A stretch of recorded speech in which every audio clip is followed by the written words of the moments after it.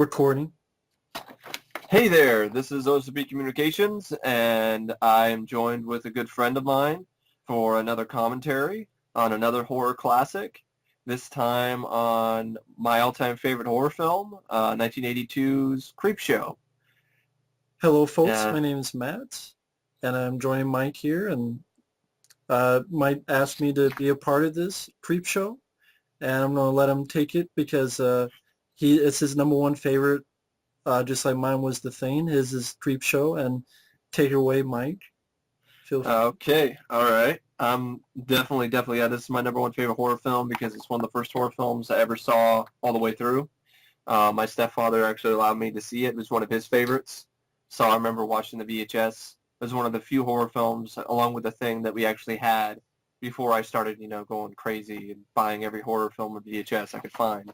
As soon as I was old enough to buy them. I'm such a big fan. I'm even wearing my Creepshow T-shirt right now while I'm recording this commentary. I have the film on Laserdisc. I have VHS. I'd love to get it on, even all other sort of forms of it, like the CED, capacitance, electronic disc, and I have the comic book and everything. I just really love this movie. It's the film that I think really kickstarted my love of horror, and also helped me introduce me to this sort of EC comic style of horror, and ultimately, would also lead me to my favorite TV show, Tales from the Crypt. So. Yeah, great movie.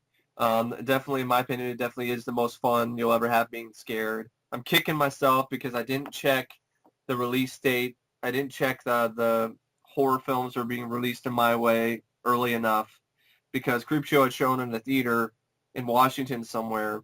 It was a little bit out of my way, but if I could have planned ahead, I could have gotten a friend of mine to take me there or something, but I didn't know anything about it until it was too late.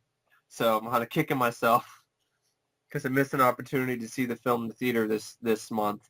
But hopefully sometime, I'll be able to get that chance because that would be a great opportunity.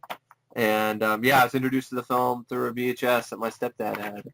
And I remember watching it with him for the first time. Then I remember taking it to my dad's, and then we watched it. And just a lot of great memories associated with this film, and I think that's another reason why I really like it. Also, I got a great memory associated with this movie, too, which is the first time I ever got to chat with my good friend here. First time we ever actually spoke, in some ways, to one another, was on a podcast that's not even around anymore called Fight Runner. And Matt ranted on X-Files. I want to believe this movie isn't a piece of shit. And I talked about Creepshow. Yeah. Excuse me. Clear my throat there, and that was the beginning of a great friendship, and that's definitely something I will always remember, Yes. and definitely a cherished memory. So yeah, so I've talked on for what seems like ages about this, about how I was introduced to it, why I like it. So I'll just hand it off to my good friend here. Tag him in. I can't remember how I was first introduced. My memory isn't really the greatest in that. Yeah. I just know for the longest time I only had the film on a DVD-R.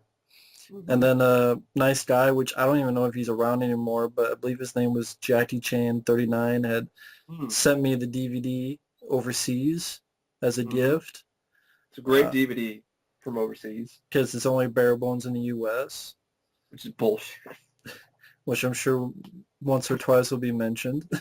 Yes. But, just the fact it's directed by George Romero and Stephen King stories and entertaining anthology film. It's one of the definitely one of the better anthology films in my opinion. Of the good ones like Cat's Eye, and I really enjoy like Trick or Treat and some others. Tales from the Dark Side, the movie, that's another one I really like. Yeah. And I don't really have much of a story, but it's some really good stories, some interesting cast, and well directed by George Romero. It's probably his most well-known film outside that's not a zombie film. Yeah.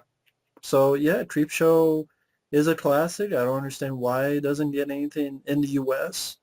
Not even a Blu-ray. I don't even know if it's on Blu-ray. It is on Blu-ray, but no features. No features. Well, what's the studio? Warner Brothers? Yeah. Well, I don't know why, but because it wasn't a ginormous, huge box office hit, but it made money. well, obviously there's a sequel and a third film, and Yeah, I know. So it obviously made something. but And I know that Tales from the Dark Side was intended to be a Creepshow TV series, but they couldn't get the rights. I think they tried to do another Creepshow TV series after around Creepshow 3. Yeah. Well, yeah. Well, I'm glad that didn't happen. But anyway, for those folks who might be able to watch the movie along with us, I don't know. We got this from a different.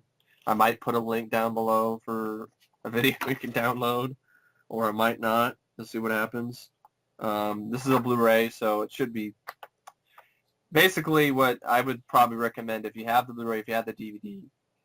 Just don't press play in the menu right when I get to the 0 point, like the movie before it starts, and press pause, and then press play when we tell you to. Then hopefully they'll be in sync. Yeah. Hopefully you guys don't enjoy us talking anyway. All right. I'm gonna count down. 3, 2, 1. Pressing play. And there's the old Warner Brothers logo. Which I remember first, maybe not first, but I remember seeing that in front of the Shining. Yeah. And I love this intro. Love the score too, John Harrison, just one of my favorite scores. Who I believe did the music for Day of the Dead, I believe. Yeah. And I thought he was a director. I thought he directed. Yeah, he's also a great composer. He's a great composer, and he also went on to direct some episodes of Tales from the Dark Side and some Tales from the Crypt episodes as well. And he's a writer too. And this is Tom Atkins. Yep. You're hearing his voice.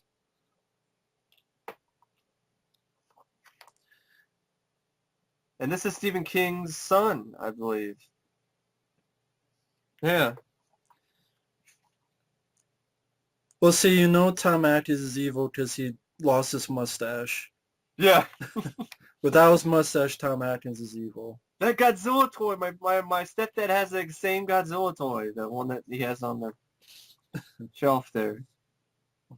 Oh, yeah, that's a nice touch. You even see the marks on his face, the kid's face. This is Tom Atkins being mad that he's reading horror comics. Yep. What are you reading this horror crap? Well, how do you feel about this wraparound that you see? This wraparound, I don't mind it. I think it's a lot better than a lot of other wraparounds I've seen, like VHS, for instance.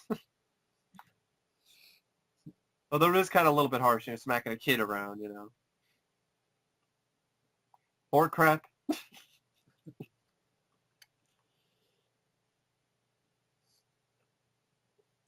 So did they ever say, I noticed how this all got started, Creepshow? I mean, I believe George Romero himself wanted to do an anthology. Yeah. A bunch of stories. And he had worked with Stephen King before, had he? Or maybe not. I don't think he had yet. I think Stephen King was a fan, obviously, of George Romero. Yeah. Definitely.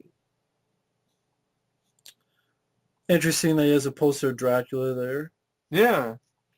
Raiders of the Lost Ark. Raiders of the Lost Ark? On the right. It was on the right.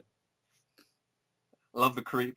Tom Savini did the effects for that, as well as a lot of the effects in the film. Well, of course, it goes back with George Romero when he was going to do Night of the Living Dead.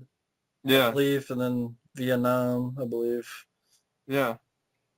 And so I also love this animation. I think Bernie Wrightson, he did the animation for the comic, and he did a lot of animations for this intro as well.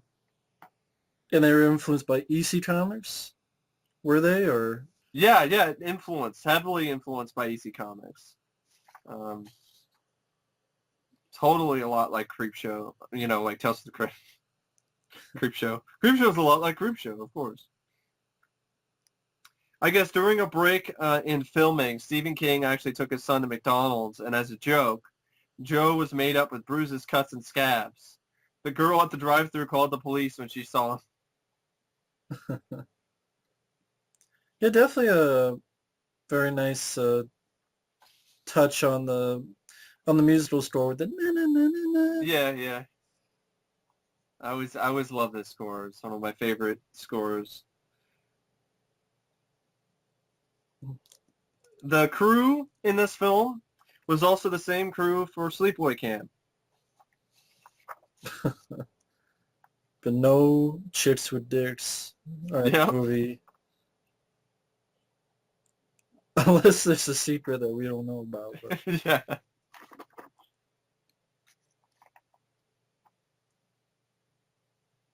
Oh yeah, that's right. That's what I was wondering. John Harrison did direct the Tales from the Dark Side movie. Yeah, he directed the Tales from the Dark Side movie. Yeah. And that movie, Book of Blood. Yeah, and Tales from the Dark Side, the movie is the unofficial Creepshow 3, according to Tom Savini and George Romero and Stephen King. And this is Father's Day. Yep. I'll be honest, folks. I never liked this story. And that's fine. I like this story. I I like Ed Harris, but yeah, and his dancing. Yeah. Was Night Riders before this? Yeah, around the same. Yeah, 81, I think, or maybe it was around the same time. Because I'm guessing that's where George met Ed Harris. Was Night Riders. Yeah. Talk about a boring movie. That movie sucks. Yeah, Night Riders was 81. Yeah. And I like this touch here, with like a comic book come to life, Yeah, that was a nice slow touch. I would agree with that.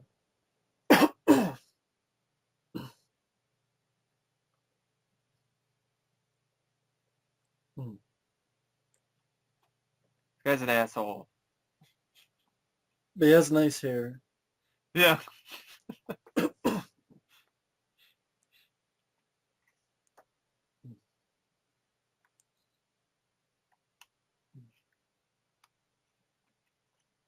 $184? Is that what he said? Yes. Really? Is he just joking? I don't think know, he's being sarcastic, because 184, that's... Yeah, see? 75.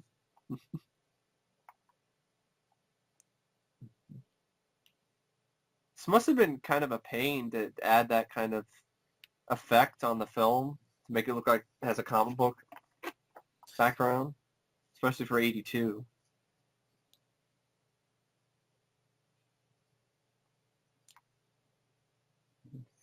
That marble asteroid, actually, it plays a huge role in this story, of course. But actually, it shows up in all the other stories.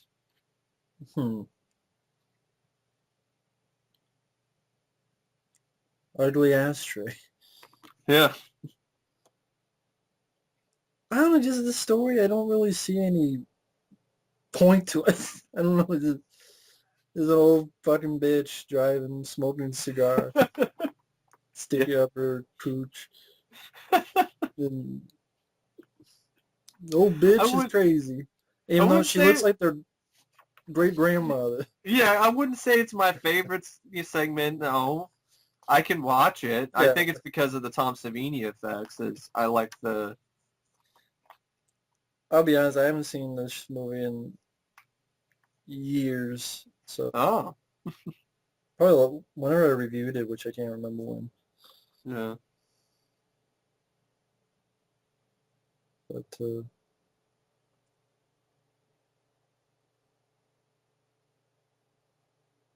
all rich, pompous pricks. Yep.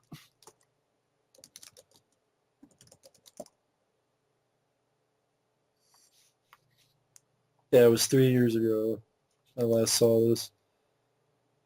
That's a long time ago.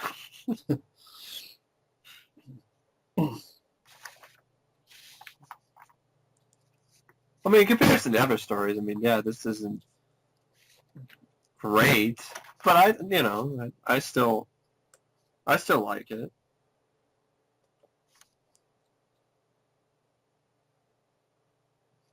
Is that really supposed to be their sister? I Or think is that... so. Or their aunt. It's their aunt, I think, right? Isn't that? Is it? No, that's the other. Yeah, that is. That's Bedelia, right? Yeah. The dead raccoon on her Yeah. chin. My cake. Butt tissue, butt pie. Chunky asses. And they give him a shitty flower. Yeah. Flower that It's looks just- like that. Well, the stuff what clowns wear, right? That shoot water in your face, right? I'm not sure what that says on the tombstone. It says Nathan Grantham, father. It's the Mm. name of the... I mean, these little touches are nice, yeah. Yeah, you never see that nowadays. Well, Ainley's the Hulk. Yeah, but I think it's handled better here. Yeah. Director's cut of the Warriors. That's terrible. Wow, what a dick. I think I always remember like this when I'm like, wow, I thought when I first saw this I was shocked because I never remember old men, like an old grandfather calling somebody a bitch. You know? It was totally unheard of to me at that time when I was a kid.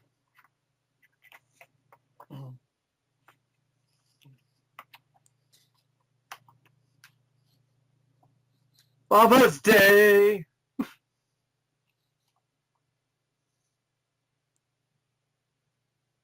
I love how they use the lighting too in this movie. It adds to the different sort of colors. It adds to the comic book feel. Almost like Argento lighting. Yeah. Yeah. She gave him a shitty flower because he's a shitty person. I don't know why you go near it at all.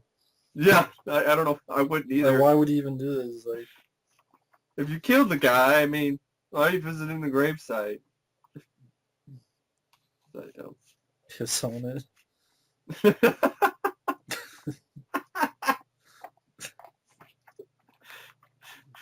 She just squats down and just. It's like that story with Clint Eastwood, Yeah. where someone who they hated died, and he went to Burt Reynolds, and it's like, let's go to his grave and piss on it.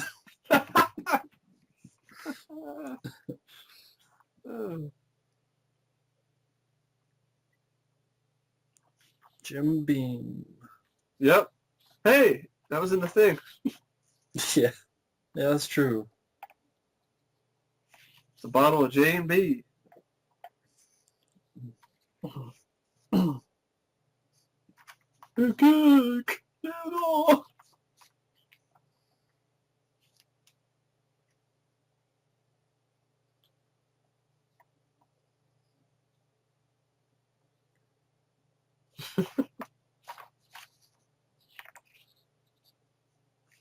Just her talking and talking. Yeah. Obviously, she's batshit insane. Yeah. But I don't mind her performance, to be honest. She Right. does a decent job.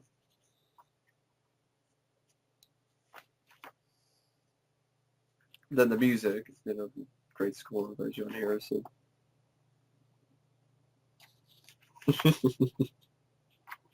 Like the first time when I saw that scared the shit out of me. Now I'm like, I know what's not coming, so.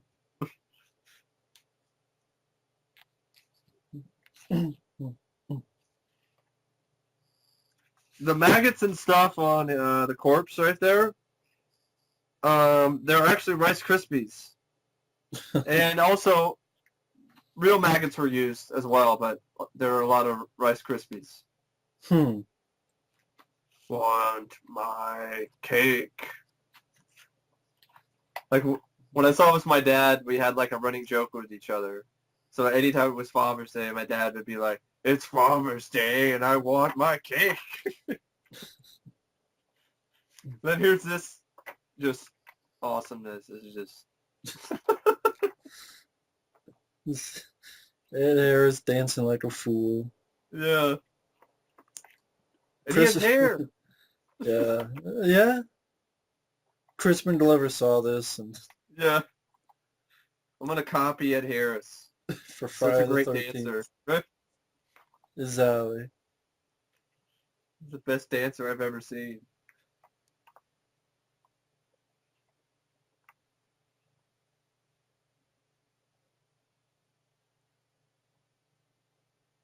The days when we cleaned the pipes. This almost sounds like this song. It's catchy, but it sounds like it's a song from like the disco era.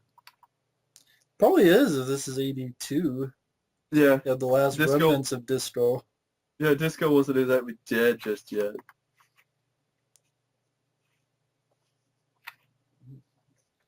Cool Hand Luke. What we have here is a failure to communicate.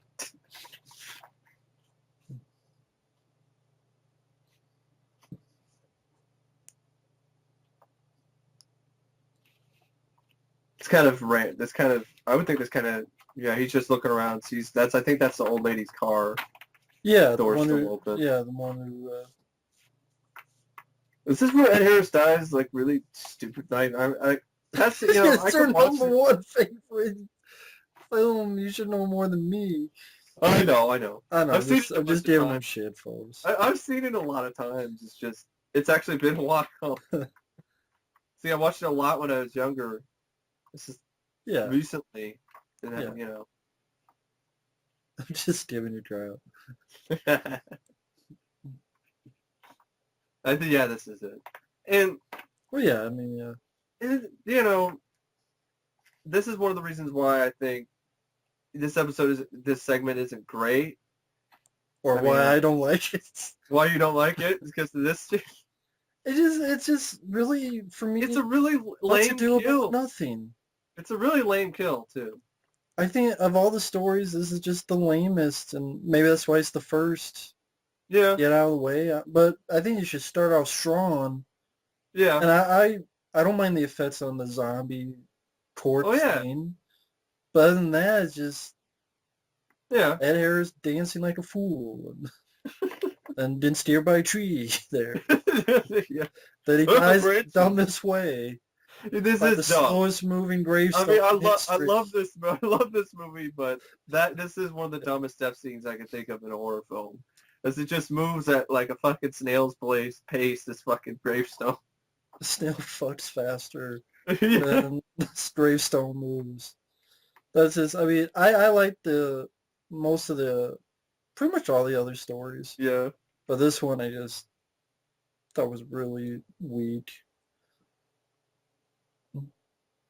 That's cool. Find a random bottle, let me just drink it. I don't know why it's there. Whoops. This is where he dies by the slowest. I mean, look at this. Yeah, I remember this. Every time I was watching this, I was, good score, good, but I'm like, get up! No? Okay, all right. You have plenty of time to get up and get out of the way, Ed Harris. Get your ass out the car. Get your ass out. Wouldn't that be enough for you to fucking be scared and get up because of dead bodies on top of you right now? Did you just become paralyzed? Yeah. Is he? So wait a minute. And then if he's over he's there, psychic, and it's a zombie psychic now. he's telekinetic. Telekinetic. Again, I guess he can just move shit on his mind. Yeah, with his mind. Yeah. You know, I'm surprised there's no gore in that scene. Yeah. Or even the first scene, there's no gore. I'm just No. sort of surprised. There's a lot of gore later in the film. Yeah, I mean, the fucking roaches coming out. Yeah. But here's really kind of dry. Yeah. Even the death of the old guy is just a little bit of blood on his face. Yeah. More foolish dancing. Well, I mean, it's not. I would not say it's my favorite segment of the film. Definitely not. And I'd probably say I would agree. And I You. think I would say it would be it is the weakest of the I think 5. Yeah. 6. 5. Yeah, it's a lot better than any segment in Creepshow 3. But, Well, show yeah. 3 is just... And what's the story after this? Is it the Jordy? Or is it the Jordy Verrill? Yeah, I think it's Jordy Verrill. Yeah.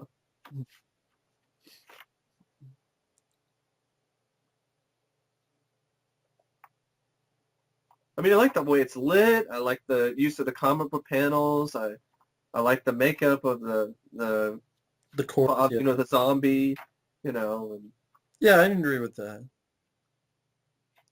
I can chuckle at Harris dancing. But yeah, the way he dies is stupid. At least here, like, it's a little bit better. And I like the music here, but... She's saying hi. Yeah.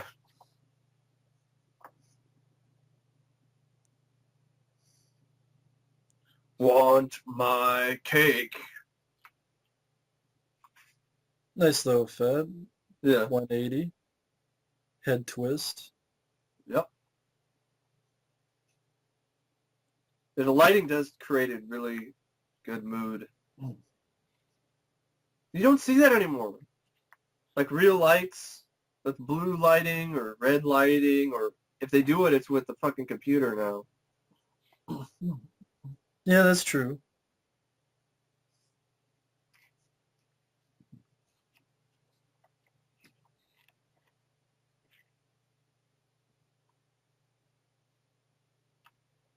Obviously. This guy opened his shirt more. What does he think he is? Burt Reynolds? You gotta have chest hair for that look, man. John Travolta. Oh my god.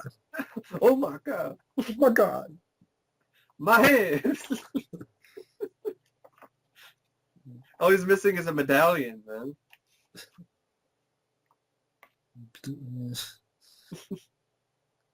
Some suede shoes. Yeah. He's not going to be staying alive. Exactly. Day. I got my cake. I love the way this looks. Totally a comic panel come to life. Right.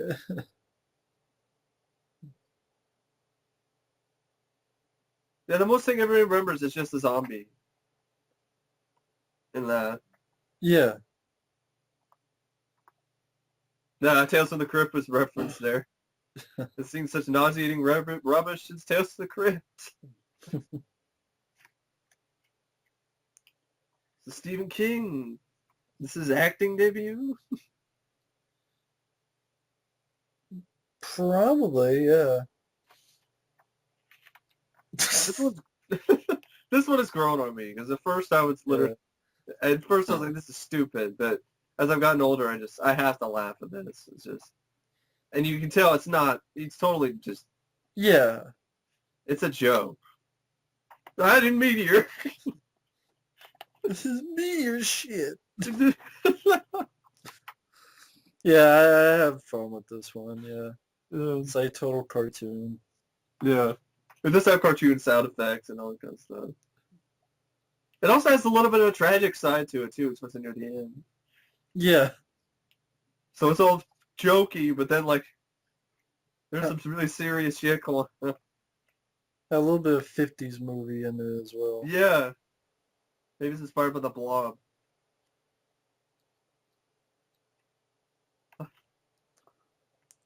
Mr. People at college. College!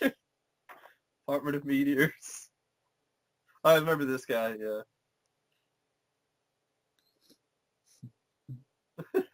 With the big buck teeth. Yeah, buck teeth. $15 sound. $100.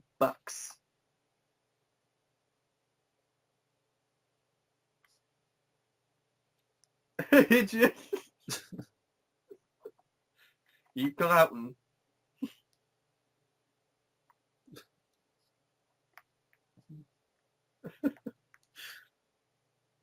Although you might be able to get more than 200 on that. Yeah.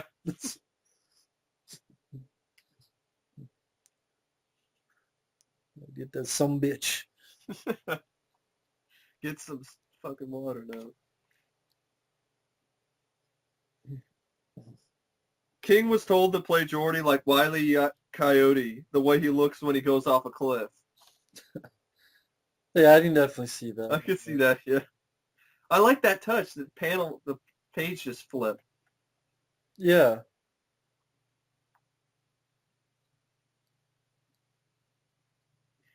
I guess while he was on the set, King put one of the latex tongues from one of the scenes of the film in his mouth, and as a practical joke, he stuck it out at the unsuspecting on the set.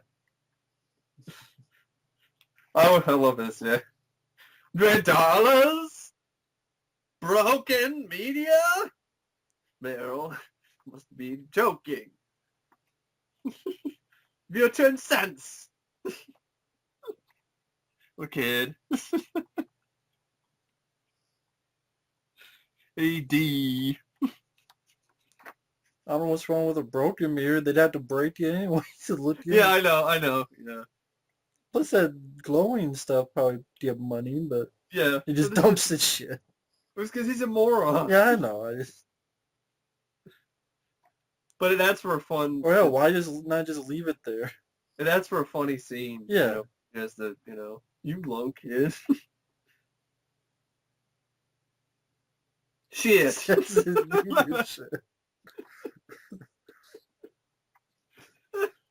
Of course, he would later on the door.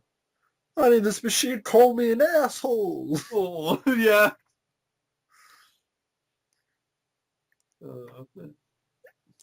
See you in bed, honey buns. Or sugar buns. Yeah, sugar buns or something. Yeah. Just a minute, sugar buns. This machine just called me an asshole. Yeah. Dressed as Farmer Bob, got a shithole. That's actually Vince McMahon. Yep. Doing the narration there.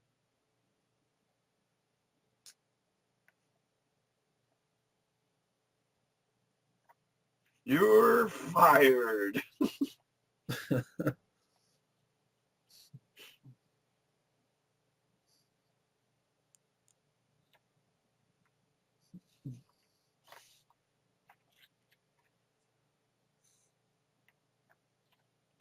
So what are your general thoughts on this?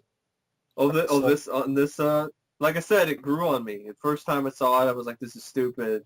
That was dumb and one of my least favorite.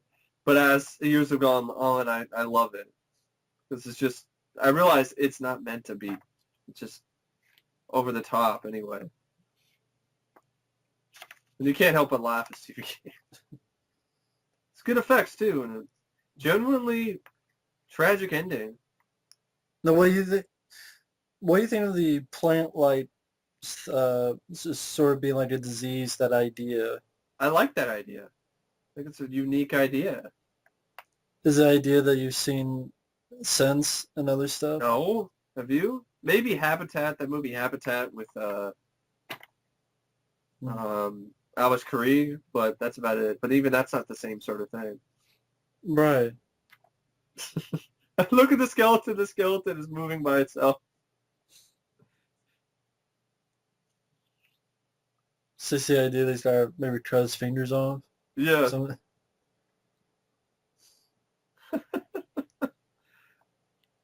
Yep. Yep. Now, what was that in? What was that contraption? Painful Romero. What? I was wondering, what was the contraption they put that blade in? They took it out. I don't know. It looked like a toaster. Yeah. It made the thing wet, I guess, to sharpen it or something, to keep it hot.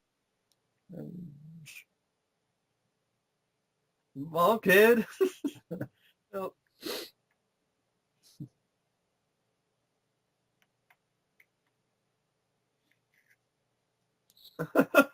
He just realized that he sucked his... Yeah, he put it in his mouth. Yeah, put it in his mouth. Yeah. See, folks, that's what you do now. Suck your fingers. Suck your thumbs. Don't suck your thumb. Don't be a thumb sucker. Definitely a 50s with this music. Yeah. I think maybe that's the point, is this whole I keep saying episode, but segment is Yeah. 50s. See, at least I'm not the only one that makes that mistake. But it's like that. Even the 50s, you had like blobs and Yeah, look, the car right there is totally 50s. I think it is. It's meant and to be. it's those 50s movies where it's these weird, I don't know what you call creatures, but Yeah, and then kind of this sort of really, they seem like a silly thing. yeah, silly dialogue too. Those 50s sort of sci-fi. I guess Stephen King actually had an allergic reaction to the makeup that right here that he had to wear. So he was subjected to shots and medication so the work could be bearable.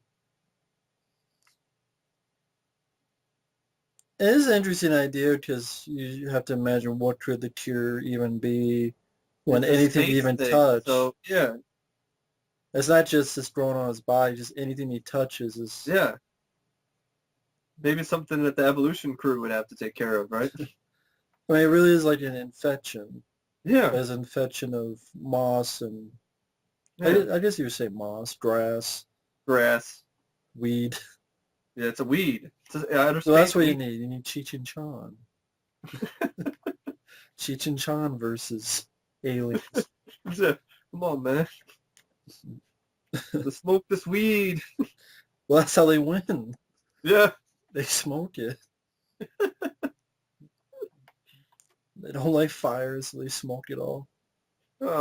I'd see that. Be like the end of Cheech and Chong's next movie. They'd be blasting in outer space. Yeah.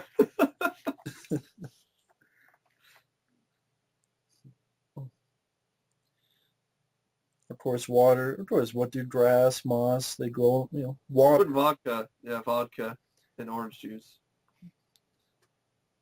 Putting the vodka, the trick him to drinking it. Drinking it. Although I don't understand why he doesn't call. Oh yeah, that's right. He didn't want to call in case he'd chop it off. Yeah.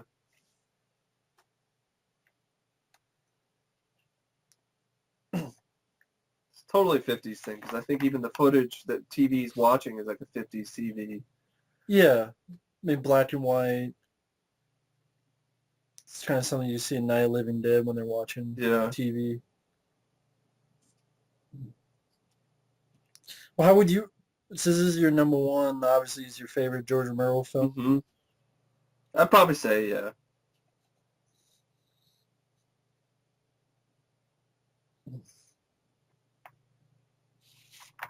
I think it's just I love this so much because there are great memories associated with it as well as I just find it just so much fun to watch.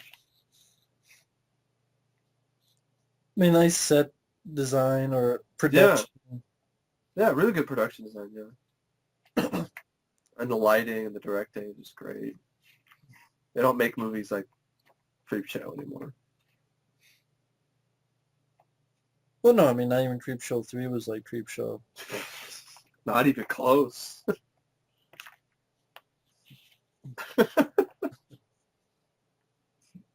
Of course, this is the... You have to wonder, maybe this is the part of the filmmakers wanted to make you go, the audience go, don't do that, because, with water, moss and grass, what do grass do? They grow. Uh-huh.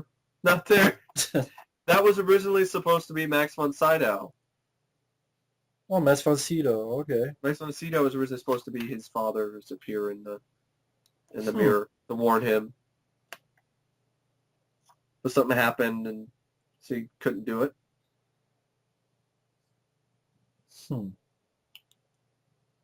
I guess Stephen King carried a toy action figure of Greedo from Star Wars on the set for luck.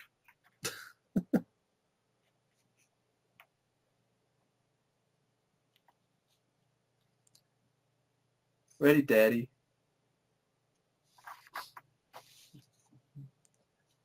If you want to come by, Ghost, how about you just tell them what to do? Yeah. Dad, what not to do. Dad, just tell me not to go in the water, not to get into the water. Well, I mean, that's kind of what he said. You get in that water, you're going to sign it down. But I mean, like, why don't you tell him what he should do? Yeah. Like, okay, if you don't want me going, what should I do? Yeah, he should ask the ghost. Here's the cure. You have to do this. Yeah. Instead of telling him what not, don't go in that tub. Okay, what should I do? I don't know. You're dead anyway. I'm like, well, if he's dead anyway, then why do you help him? If you're a ghost. Of course, this is a ghost. Maybe he's hallucinating. Yeah, that's probably the case. But this is what the thing, yeah, it's goofy, it's funny, but this scene right here, yeah, this is where it just has so much impact that it's really hard not. I thought this was well done. I thought it had a good build up, and then also the aftermath of just seeing how it spread and how far it spread. Exactly. Show it's the like sent in its astroturf or something. You know, it's like.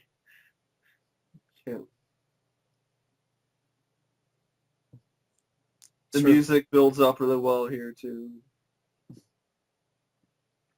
Showed a lot of good emotion for something that could be so just ridiculous looking, you know. Please, Maud. Now you can be just once.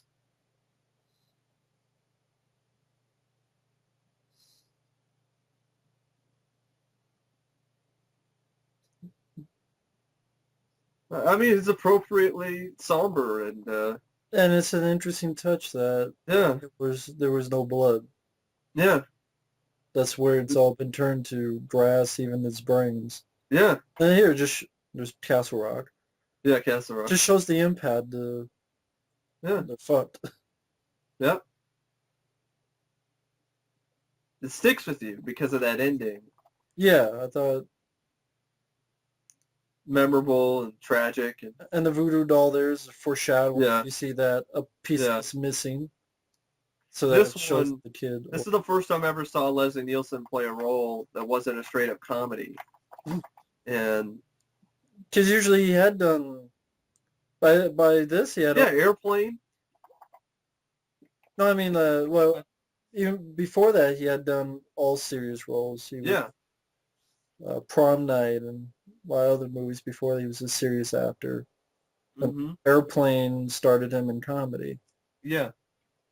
Well, I grew up watching Naked Gun and Airplane and stuff. I didn't grow up watching the other stuff, so I didn't even know much about his. Ted Danson right here played Harry Wentworth. He said on a TV interview that his daughter was on the set during the scene where his character returns from the dead, case of rotting flesh and seaweed. And he purposely tried to avoid his young daughter out of fear of scaring her. But finally, despite his best efforts, she went up to him and looked at him and simply said, "Oh, hi, Dad."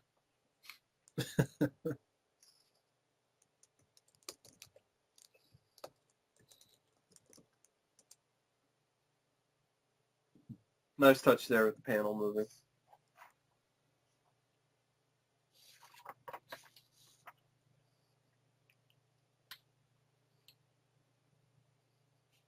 Very young Ted Danson here, too.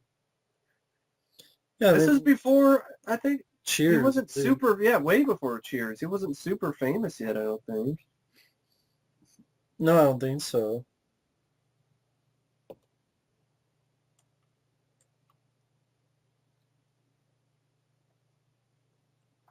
I thought Leslie Nielsen did a great job in this role here. Oh, he's definitely a guy you wanted to hate. Oh, yeah.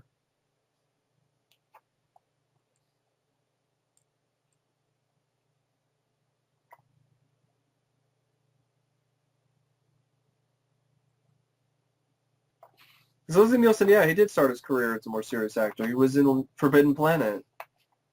More serious role than that.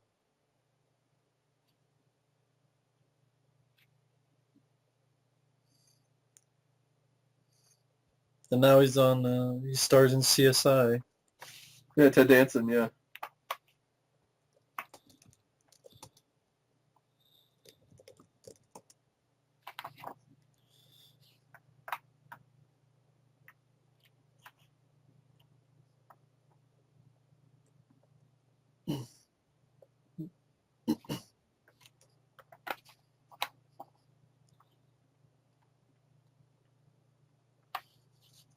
I guess he was on 2 episodes of The Amazing Spider-Man. Oh. as Ted Danson? Major Collins. Ted Danson, really? Yeah, 1979, The Amazing Spider-Man. Oh, okay. And maybe what episodes what were the titles? Maybe I haven't gotten to those ones yet. Watching those ones yet. they didn't say which ones they are. Hmm. But yeah, by this time he had only done stuff like Body Heat. Yeah. And the TV films. Yeah. I think this episode, it does a really good job, building up the sort of your curiosity. Like, okay, what did he do with her, his wife? What's going on? Yeah. And you definitely do feel for Ted Danson right off the bat. And you hate Leslie Nielsen. So, and you don't need super huge amounts of character development in this kind of thing. You just need a good approach. And good actors. And good actors. I mean, that's pretty important. It is. I mean, people forget that you do need good actors. It does help. And this was a good year for Ted Danson because I think it was this year that Cheers started in 82? September. Yeah. Yeah. And that would lead to Three Men and a Baby and a lot of successful ventures.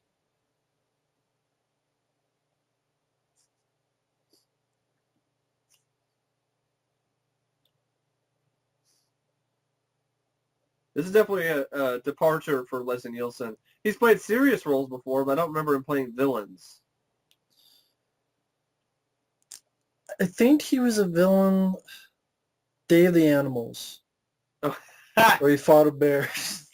Okay, that movie, all right. Yeah, Day of the Animals, he became sort of the asshole human and got killed fighting a bear. That was a 70s movie. 1977, I think.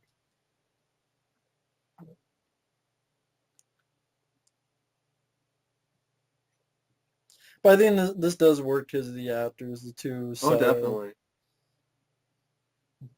Because if they sucked, then it wouldn't work. No, it wouldn't work. I mean, you wouldn't care. But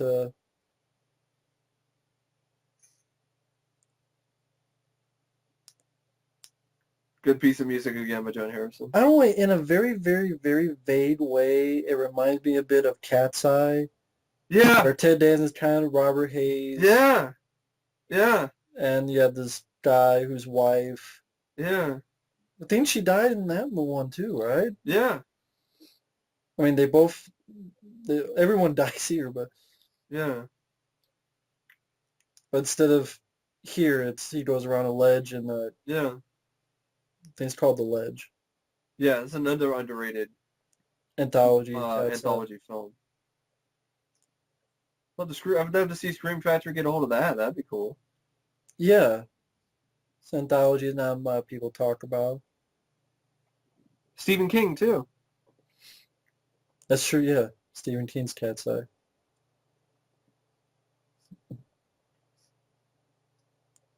You won, Terry! That's a pretty scary idea, This rich guy who owns this private beach, pretty much. Yeah, nobody's going to hear anything. Yeah, it's power. You can do anything he wants. Yeah, he can do anything he wants. And it's his shits and giggles slowly killing. It's going to be a slow death. Yeah, and it's like one of the... I haven't really seen this type of approach. You're buried alive, and then you don't drown as well. Yeah. So it's worse of two. Yeah. It's awful. Awful way to die, Well, I mean, then that relates to the comeuppance, the revenge. Yeah.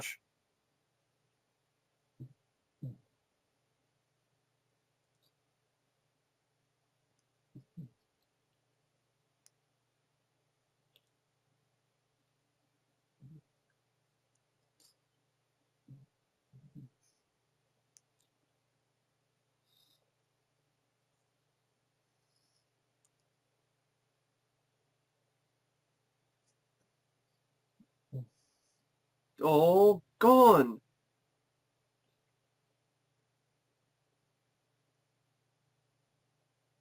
God, Leslie Nielsen's such an asshole in this segment. Yeah, he did a great job. I mean, whether it be funny or playing a role like this. Yeah, he definitely, may he rest in peace. Exactly. That would be scary. That was just a little crab, but Well, yeah. you can't move. Exactly.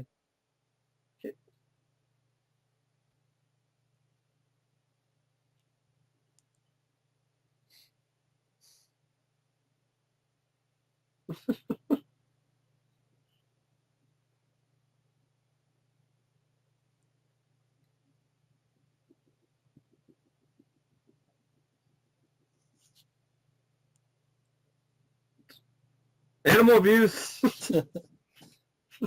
PETA didn't sponsor this movie. Crustacean abuse. Really, it's not really animals. They're not animals. Crustaceans.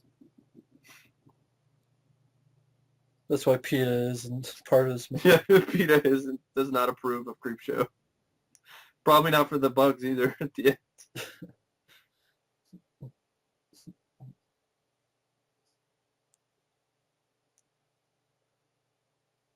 So, do you think this is happening right now, or this is pre-recorded in a way? I think she's already dead. I think it might have been pre-recorded. That's what I'm thinking.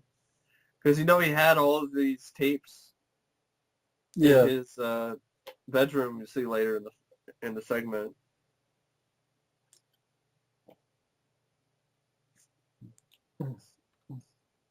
Oh, she could though, but I don't know. I don't know for sure. Well, I mean, Leslie Nielsen mentions it, but you never know if he's lying. Yeah. That's the thing.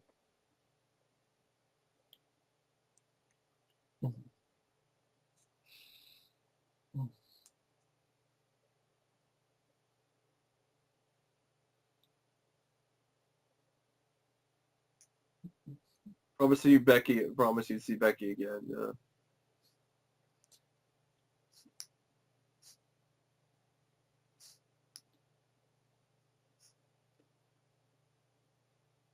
I can hold my breath for a long time. I always remember that. Yeah, I remember that too. Whenever I think about holding my breath, I think of that.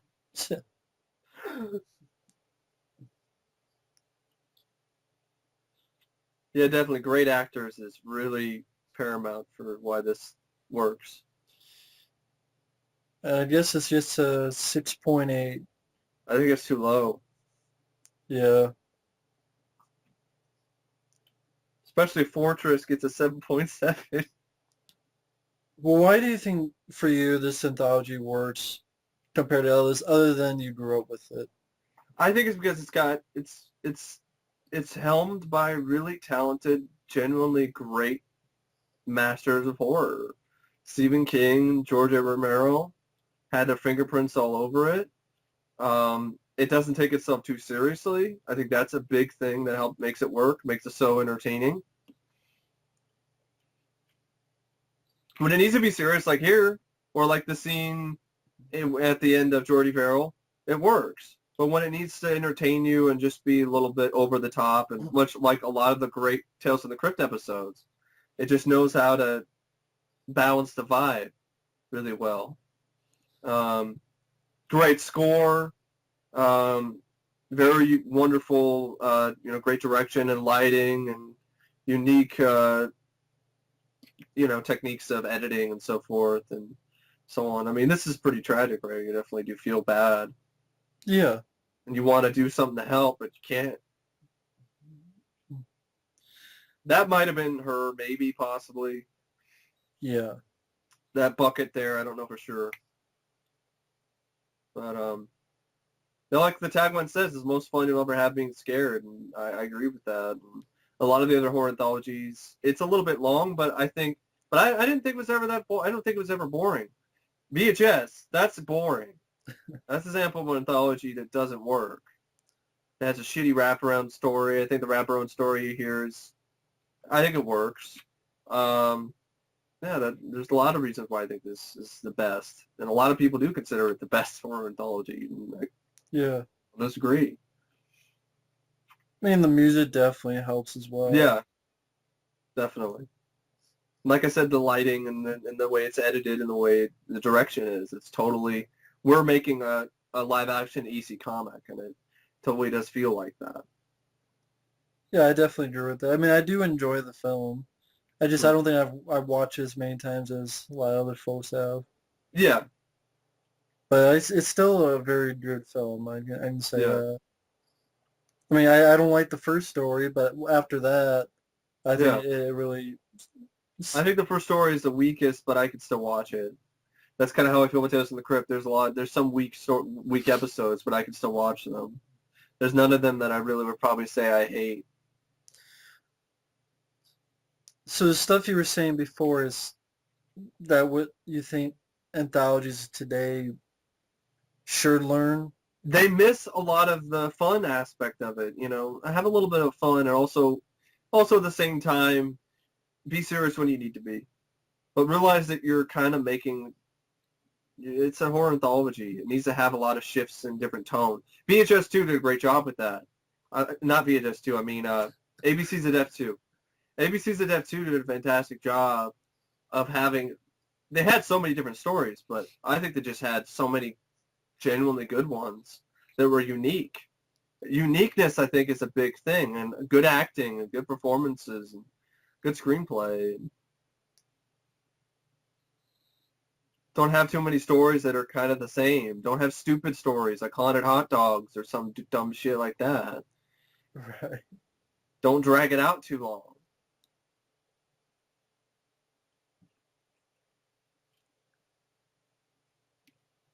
Mainly have some fun. So you're saying they're too serious? Yeah, I think Or a lot of them are kind of.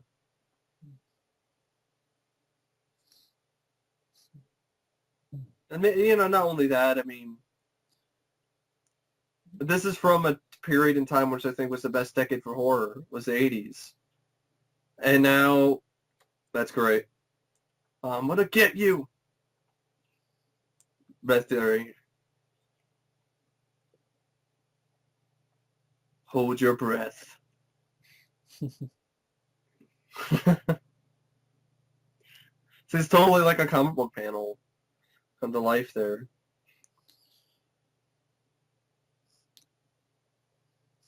definitely an interesting shot there. Mm-hmm. So not only have fun, but unique, and like the right kind of unique. Not different just because it's different, you know. Like VHS had that stupid thing where the girl she wants revenge for her family dying, so she puts all her friends in danger and gets them killed. Yeah. And that kind of stupid shit. Yeah, it was Or pretty the dumb. Yeah. succubus bitch. I like you, or whatever, Yeah, the It horny seems like a lot of bitch. horror anthologies are just like, hey, it's just gore. We're just here for the gore.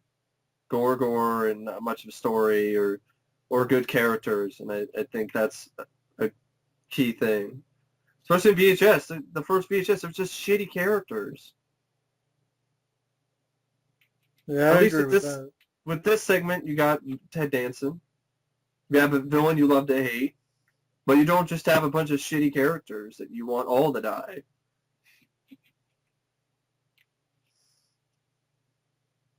Like in that segment with the glitch killer, if the girl was more likable, that could have gone a long way. Yeah.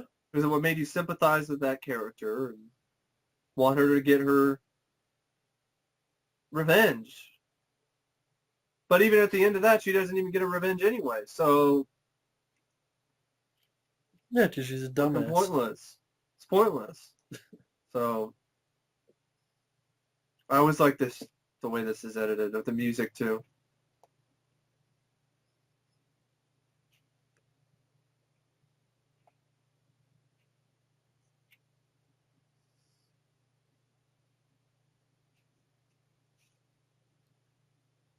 Because an anthology is, think about it as you're making, technically they're short films. They need to have beginnings, middles, and ends, and they need to keep the audience engaged. in multiple different ways. Oh, there's the ashtray. Yeah, see? Yep. By Leslie Nielsen's Mm-hmm. bed. And see, he has all these tapes of snuff films, pretty much. That's exactly what they are. They're snuff films. They're one of the tapes from VHS. Yeah. Playing VHS. That's where VHS came from. He came back from the dead and did it. Damn it, Leslie. His character is the guy in the chair that kills everybody in the wraparound. Yeah, that stupid shit where they didn't notice who would sit next to a dead guy, really. Dumbass. Yeah. It seems like a lot of the horror anthologies lately, except for ABC to Dev 2, are just, just throwaways. They're just, let's put a bunch of gore and some semblance of a story together and hope people buy it. That's... And I've seen some anthologies, but I would say you're more of a expert. Yeah, anthologies. I really love anthologies, like this, Creepshow 2. It takes, unique, the anthology, good anthology needs to be unique. It needs to be well acted. It needs to keep you engaged. I think the segments need to have somewhat likable characters, or if not, just at least, do a good job making you. Sorry, just weird. He's got a Buddha statue. Yeah, I know. It's just weird. like Buddha statue. Yeah, keep cutting back the Buddha. Yeah. I mean, just like in his room, he just has like a Buddha statue. Just weird. Yeah. Sorry. Well, I thought that's kind of weird too. They keep cutting back to that. It's the fog. Yeah. Carpenter's the fog. With the ghosts inside. It's in the fog. With the corpses inside. Yeah.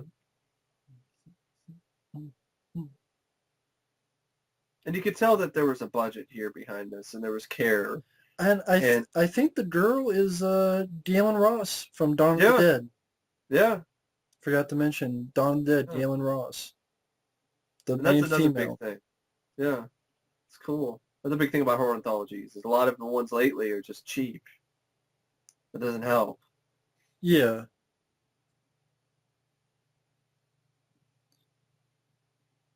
No, it doesn't help at all. It's kind of this, think about it as you're making, like Tales from the Crypt comics. That's where some of the more popular, sort of horror anthologies, you got to make each segment fun to watch. Otherwise, it's just not worth it. Yeah, not at all. Doesn't mean you can't be serious. It just means, just got to make them all somewhat entertaining. Well, I'm sure someone will go, what did they do? Or they did, or they tried. They didn't try hard enough.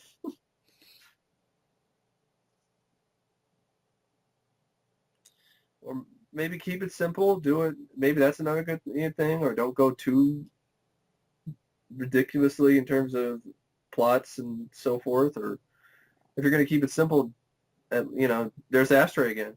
Do it right. Not like VHS where it's like, oh, the chick's a lesbian, and that's your twist. Yeah. And she's throwing the toothbrush in the fucking toilet and shit like that.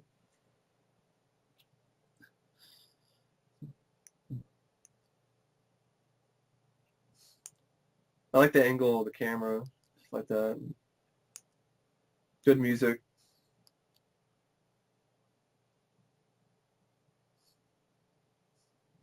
I think John Harrison worked on music for Tales from the Dark Side too, I think. Oh yeah, I mean definitely Jordy Romero dealing with zombies is in familiar territory. Yeah.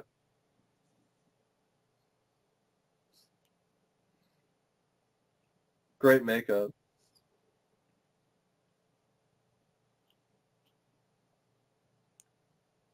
Already dead.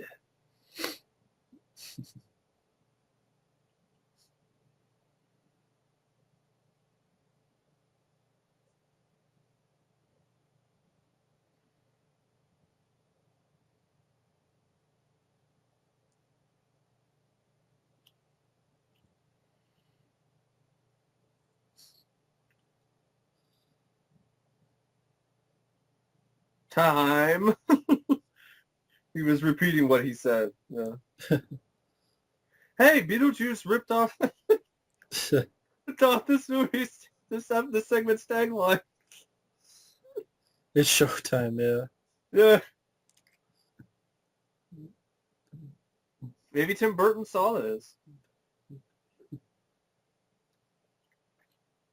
Had this in mind when he wrote some dialogue for Beetlejuice.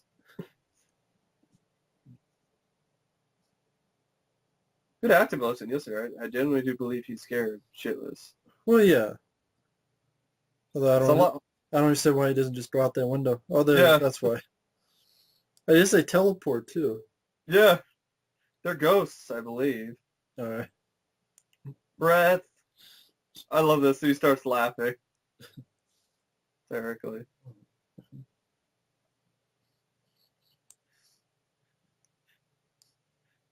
It's like he's scared, but he's laughing.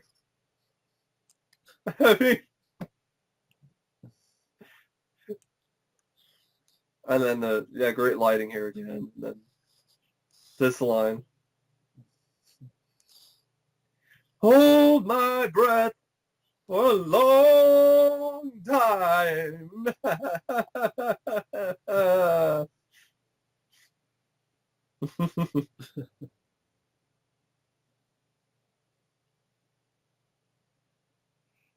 Just, yeah.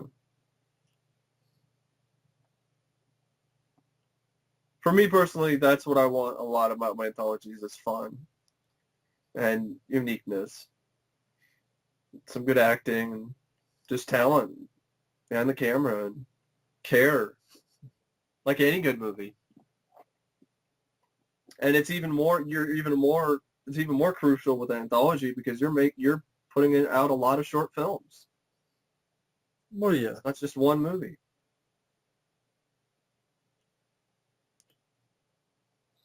But that's why I like anthologies so much is when it's done right, you're technically you're watching more than one film.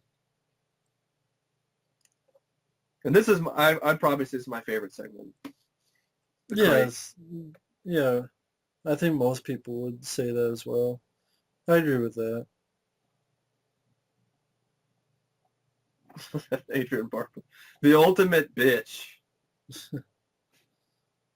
Whenever I think of a bitch, I just think of her in this movie. Yeah.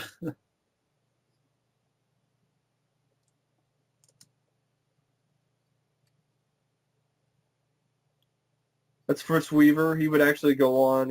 He would go on to do one of the best episodes of Tales from the Dark Side, Inside the Closet, Huh.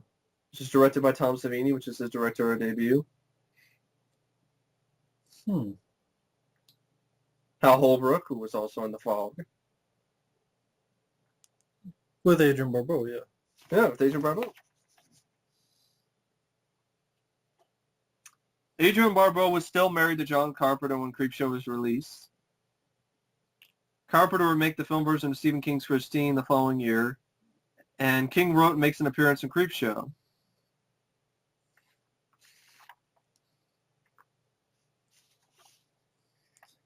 Maybe Carpenter was like, yeah, you can go ahead. He's a good guy. Yeah. Just like, to Wes Craven's Swamp Thing, which was, I think, the same year as this? Yeah, 82. I definitely say Creepshow is better than Swamp Thing. Yeah.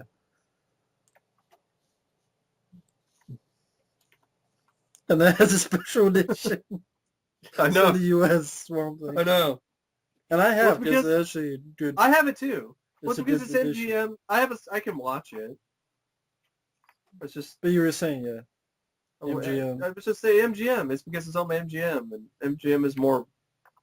Warner Brothers. Yeah.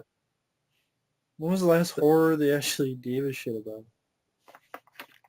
They're doing a new Gremlins thing, which I Blu-ray, which to get my hands on sometime, but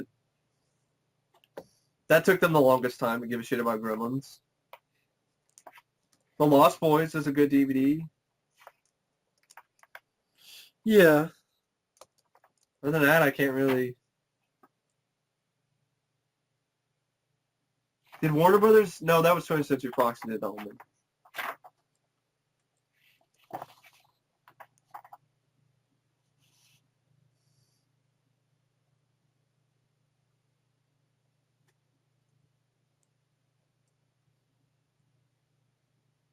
These are two great actors who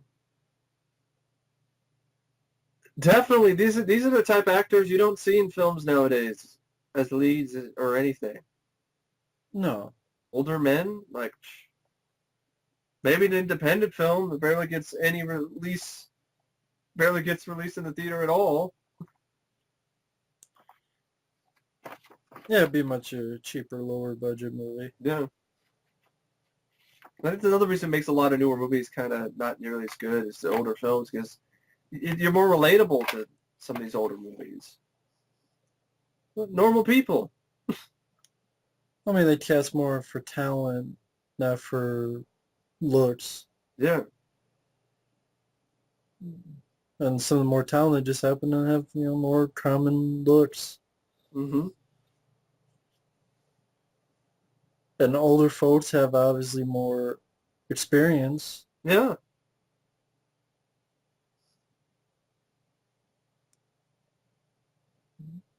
But I guess, they don't give a fuck about that. That's cool. You see that it paused right there, kind of like the comic panel, and then Yeah. it's a nice touch. No, they just want a pretty face. They're getting to the point that even extras have to be pretty faces.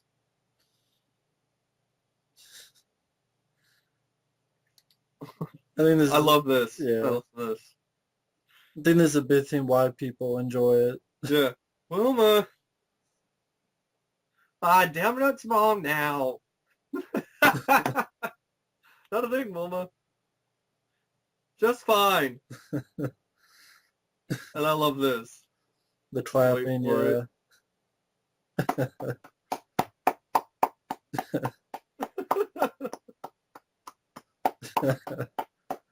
I think this is part of the reason why people really enjoy this segment. Exactly. Relatable. Because it's totally anybody. If they have a nagging wife, that's exactly what they're thinking of. And I just shoot her, right? I had no consequences. Yeah. And you can tell Adrienne Barbeau I think she's having a blast with this bitchy role. The guy on the left, kind of like wannabe Terry Ellis. Yeah. Yeah. Hal Holbrook does a great job. I don't know if he likes horror films now or if he's disappointing them because you feel so bad for his character. He's got like the most bitchy wife imaginable, man. Yeah. She's a fucking ice queen.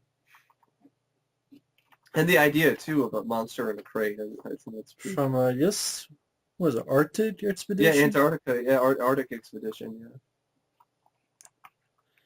And wasn't Tom Savini, didn't he get tips from Rob Bottin? I believe so, yeah. On this creature? I know the creature's nickname is Fluffy. And on the box you saw Julia Carpenter? Yeah. And it's National Geographic, I think, or something like that. Maybe that's an old John Carpenter, Julia Carpenter, maybe. Possible.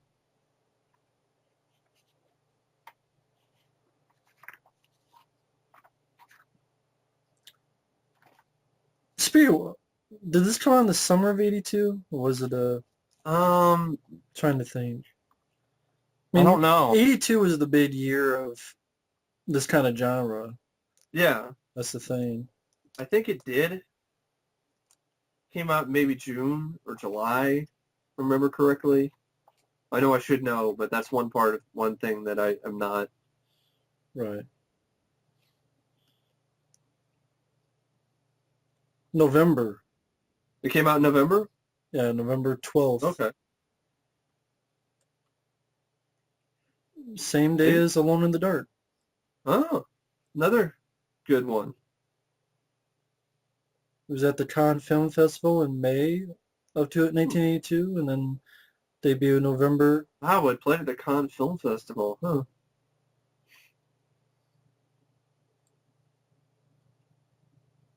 Roger Ebert gave the film 3 out of 4 stars. Okay. I'm personally give it 4. I don't really think there's not much wrong, even though I think the first segment is kind of weak. I personally don't find anything wrong with it. Yeah. And That's yeah, just me. if you're a fan of the film, folks, 2-disc special edition DVD overseas has a 90-minute documentary called Just Desserts. Mm-hmm. That's a really good documentary. It also has a commentary. Just deleted scenes. Rare deleted scenes, galleries, behind-the-scenes footage. Mm-hmm. It's a great DVD, and I got to thank Adam Watson for sending me that. And then Second Sight acquired the release of a Blu-ray in the UK, Mm-hmm. which has a new commentary with the DP, John Amplis, property master Bruce Allen Green, and makeup effects assistant Daryl Ferrucci. Does it have all the same features from that? Yeah, to be released October 28th. I might pick that up sometime then. So it came out last week, I guess. Second Sight. Second Sight does a good job. I got their Streets of Fire. Yes, this contains all the features from the 2 discs, and plus another commentary, a new commentary as well. Yeah, I'll pick that up sometime. See, even has that voice that's just...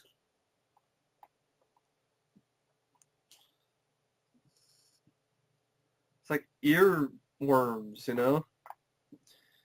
Yes, most of the film was shot in an empty all-girls school located outside Greenburgh, Pennsylvania. Huh. The school was converted into a film studio. Huh. And the episodes The Lonesome Death of Jordy Verrill, They're Creeping Up on You, as well as the prologue and epilogue were filmed in their entirety at the former school. Huh. And Well, it's probably not even there anymore. It probably got torn down or placed. I wouldn't be something. surprised. Yeah. And then the university scenes here were filmed at Carnegie Mellon, which Romero had went to when he went to college. Ah. Carnegie Mellon University. Yeah. And the backyard party was filmed in Romero's own backyard. Huh. As former residents in Amberson Drive. Huh. Because this is all filmed in Pennsylvania. Yeah, because, George Romero's town, right? Pennsylvania. And Father's Day was filmed on location at a mansion in Fox Chapel, Pennsylvania. Huh. And then Something to Tell You Over, that was filmed on a beachfront residence in New Jersey. So that was the only thing. From the Jersey. Okay. So beachfront residence. Huh.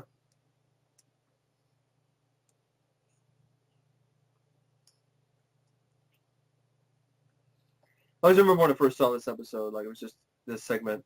This segment, it was just really, funny. The whole stuff with Adrienne Barbeau and the fantasies and stuff by Hal Holbrook. But it was shocking to me, what was actually in the box. Like you were wondering what's in the crate. Yeah. You weren't thinking that there would be this monster in the crate. Oh, no, not at all. So I always remember like being shocked when the poor older guy goes and puts his hand in there. Yeah.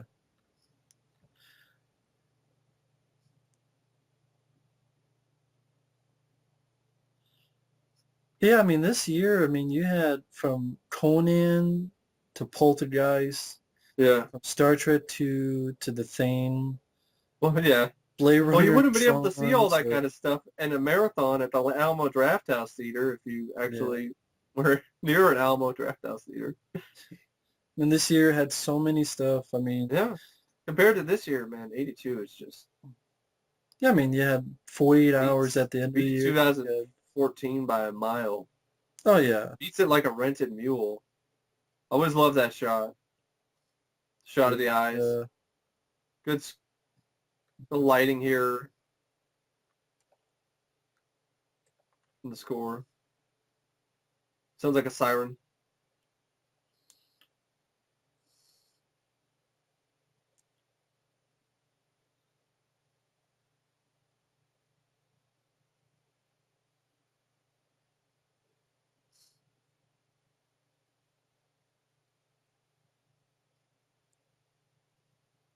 Move it. Move it. Well, he can't move, right? Oh, can he move or not? I'm not sure. No, the creature as a whole. There you go. Fluffy's like, I got you. I'm hungry. Num nums.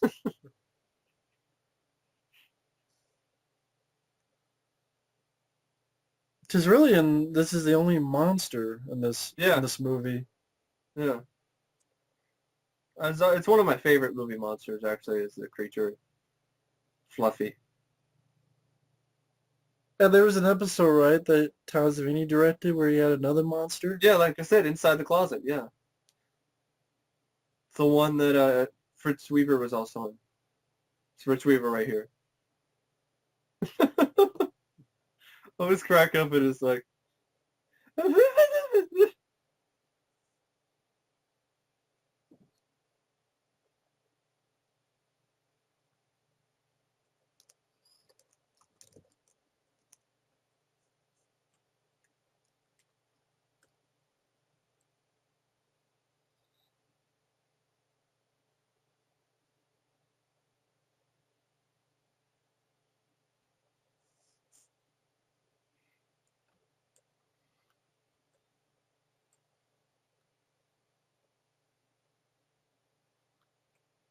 Like, oh, you only saw, like, brief glimpses of the creature, too. It's like, oh, pop, here it is. And I like this shot of just the box. You just moving the box around. Yeah. It's funny, like, inside the closet, it's like the opposite. Friz Weaver's scared of the creature in this. And then inside the closet, the creature is like his baby. And he's like, coochie, coochie, cool. Who's a good girl? Hell of a toots.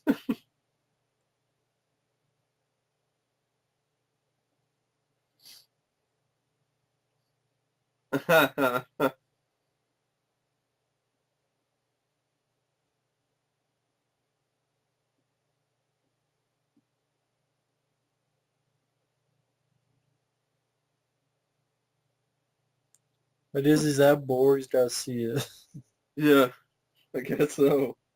Can't just go I mean, on. if I saw somebody that was that scared, I would think that there is something to what he's talking about. Even if it's what do you say, Tasmanian devil? Yeah. Why would he it's still a wild animal. I mean, Yeah. go home and jerk off. So, like normal people. Or some shit. Yeah, exactly. Of course he thinks he's crazy. He's a killer. Yeah. Even though there's not a drop of blood on him. Yeah. No.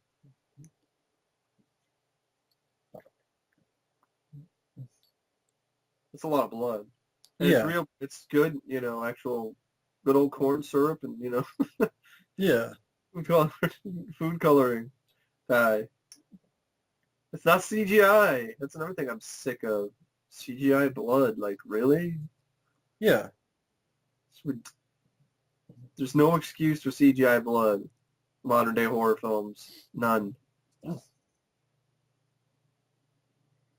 Especially for lower budgeted horror movies.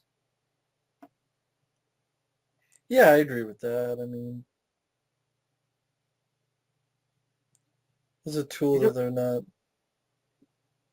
It's not that expensive. There's no excuse. I mean, yeah, I doubt it's that expensive if low budget films were doing it for so long. And even practical effects, if you pattern things out right, it's not that expensive either. Makeup effects. Well, at least compared to CG, yeah. Yeah. It's just so much more effective. In my opinion, practical and real blood versus CGI. It's cheesy. It's cheesy. It needs to be CG. Fuck you! Cheesy bullshit. It's too cheesy. We need CG. Why don't you pour the cheese out of your fucking ears? These creatures too cheesy. It's such as not CG. CG should be a CG creature. CG sucks, you fucking cheesehead. Should be Super back to Nintendo. Wisconsin. No, seriously. And I'm a PlayStation. Gotta be from PlayStation. Just a guy in a suit. Dude. Just a guy in a suit. It's cheesy. It's corny. Gotta be CG, computer style. Yeah, it's cheesy and corny just because, your head's full of cheese and corn bread and air. Yeah. I'm sorry, that's badass compared to fucking CG monster. No, it's just a guy in a suit. It's too cheesy. Just a guy in a suit's too cheesy. It's too corny. Just a guy in a suit. Look, it's Fluffy just a guy eat the guy. All right, that's good. All right, got him.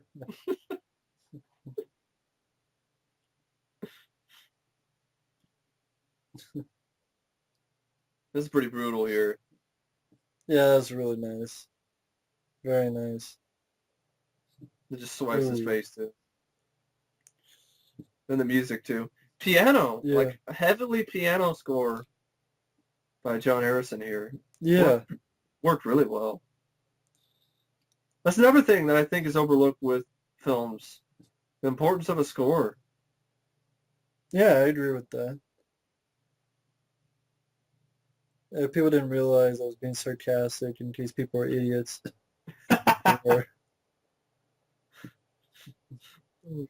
What's the whole idea where everyone need their shirts open? Yeah, I know. This early 80s, have your shirts open. Right. It's hot. Have your shirt open. It's too hot outside or something. I don't know.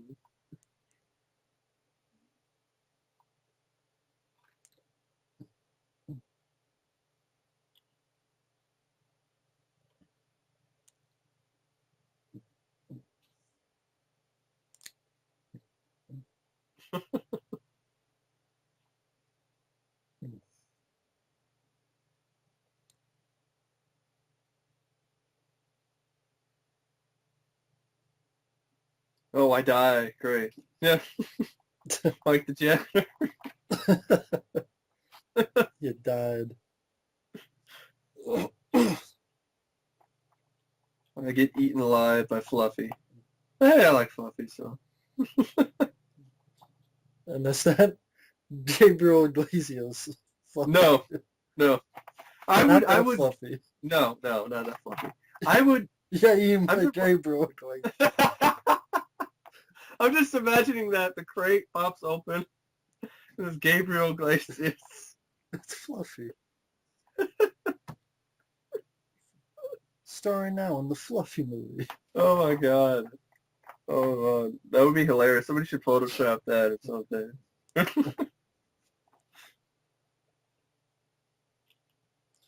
So what in your opinion... Smell the donuts?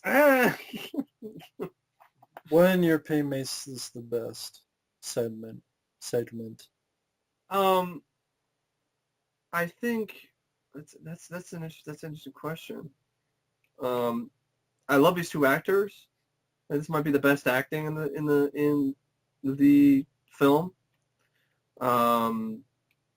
Very memorable monster, some good gore. It's got a nice dark, macabre sense of humor about it. With all stuff with the fantasy element. Fantasies of Hal Holbrook killing his bitchy wife. It's the one that kind of scared me the most. The bug one did too. I mean, that's the one that creeps me out the most. I gotta be honest. But I think it's a great episode. Good atmosphere. I think it might be might be tied with the last segment for the goriest.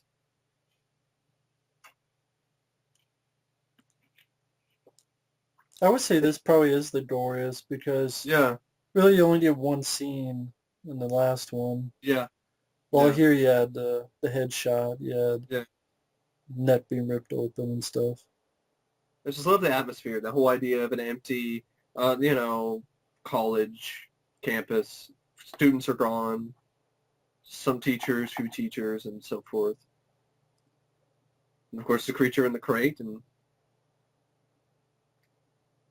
Hal Holbrook and Friz Weaver and the score by John Harrison. So if you had to list from number 1 to number 5 the segments, it would probably be this one would be number 1. Number 2 would be They're Creeping Up on You.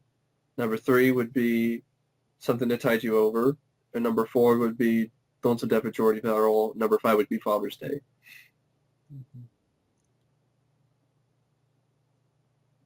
That's just my opinion.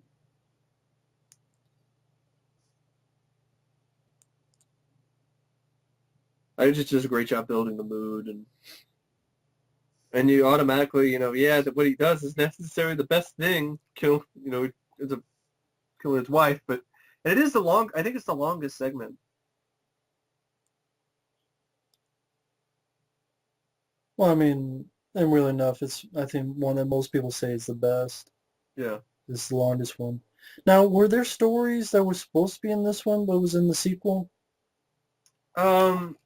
Like, what, wasn't one of them supposed to be in here? Well, I know they were thinking about, that's Creepshow 2. Okay. Creepshow 2 was originally going to have some segments of Tales on the Dark Side of the movie. Oh, okay. Cut them out. It's a budget constraints. Now, we were worried, though, that, and this is from the pages of Cinefantastique magazine around the time of the film's release, where Stephen King and George Romero revealed that if the film's final story, They're Creeping Up on You, had proven to be too difficult and ambitious to film, it would have been substituted with the King short story The Hitchhiker, which ended up being the final story of the film's sequel, Creepshow 2. Which is directed by George Romero's cinematographer on Creepshow, Michael Gornick.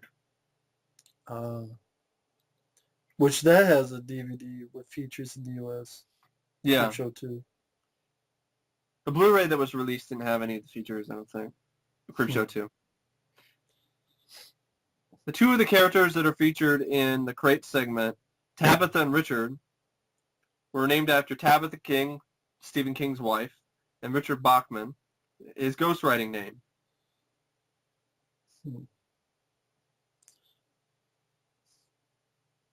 And actually, I was wrong about the Max von Sydow thing. I'll correct myself in the next segment. So. Oh, you're supposed to be in that one? Yeah.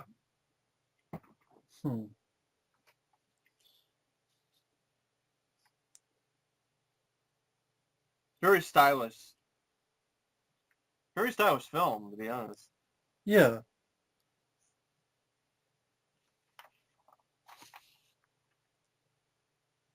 I just always love this way this was edited with him cleaning up the blood and while she's reading the letter, yeah. While she's reading the letter.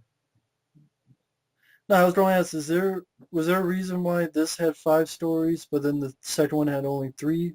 I think it was budget. Budget was cut? Yeah. I mean, it says this cost 8 and made about 24 million. Yeah. So it's not like it did bad, but... No. But New World Video, think about it, New World is what released Creepshow 2. Mm. They didn't have a ton of money. Well, money in the world. I wonder what the decision was, Warner Brothers not doing Creepshow 2. I don't know. Maybe the rights expired and then New World decided to buy them or something. I don't know. And the score helps a lot with this. The entire movie. Like, it's a beautiful piece of, beautiful score by John Harrison. It's pretty underrated, actually. I'm trying to think. Yeah, go ahead. When people talk about great horror scores, like, people mention Creepshow that much? They mention, Exorcist or, other movies like that. Halloween, but not Creepshow that much. Not that I can... Well, when was the last time someone mentioned Creepshow in general? Yeah, I know. I know they were thinking about doing a remake, but then that didn't happen. I'm glad it didn't, because I just don't trust modern-day Hollywood with an anthology film. I just don't. Well, I mean, there's talk of Creepshow 4 as well. By the same people who did Creepshow 3? Yeah. Oh, God. No. I'm surprised. I mean, they did Day of the Dead 2. I know they did. And now there's the Day of the Dead remake again. Yeah, again. And because they did so well the first time around. Exactly.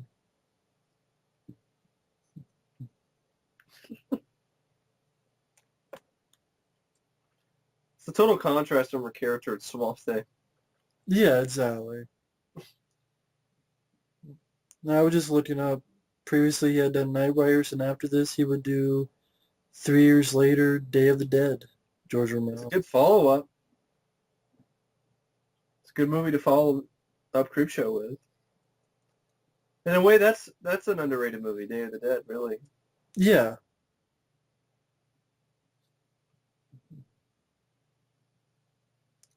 And then after that, writing on Creepshow 2. Yeah.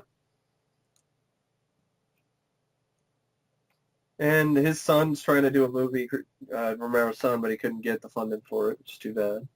Yeah, Origins. But, Yeah. which I'm sorry, I think that was a stupid idea, but What was the idea again? it was a prequel to Night of the Living Dead. Oh yeah, that is Origins. kind of an idea. No wonder it got. As if It we did not need to get know funded. why Night of the Living Dead started. We don't need to know why. I'd rather see Stephen King and George Romero team up and do Creepshow, the actual Creepshow 3.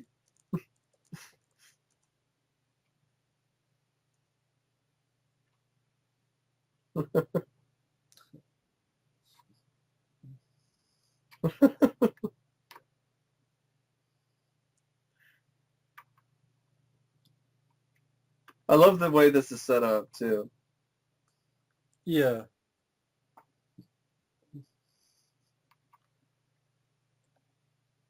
It's just going to be entirely new experience.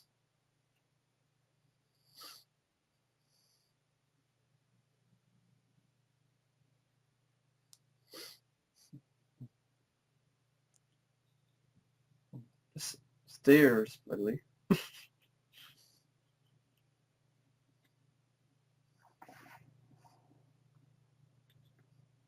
Mount. Yeah. Hal Holbrook really sells it, yeah. He's a great actor. I mean, that's another thing that's great acting. That's another reason why it works so well. Yeah. I mean, if Hal Holbrook isn't knocking out of the park here, you guys, this is, come on. And then Adrienne Barbeau was fun to watch. Yeah. I love this. What are you doing, Henry? Time ago.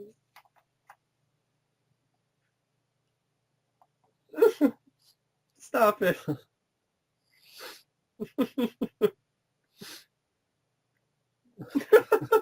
Look on her face.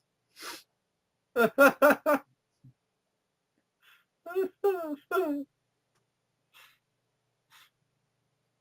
love this. I love her quips here too after this.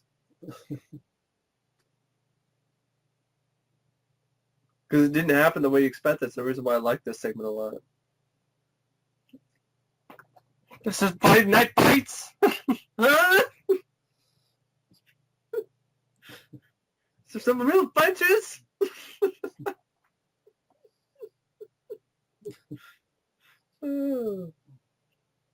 Henry.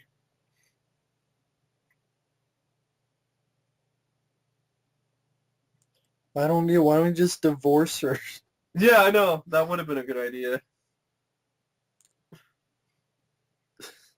I mean, if he's so miserable, I just don't want to say, why don't you just divorce the bitch? Well, he's like, well, this monster eats her, and nobody's gonna fight.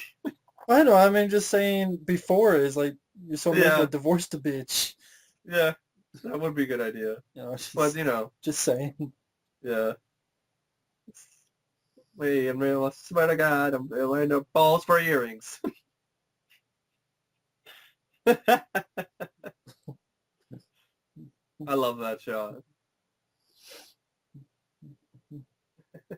Fluffy says hi. Don't they call you Billy?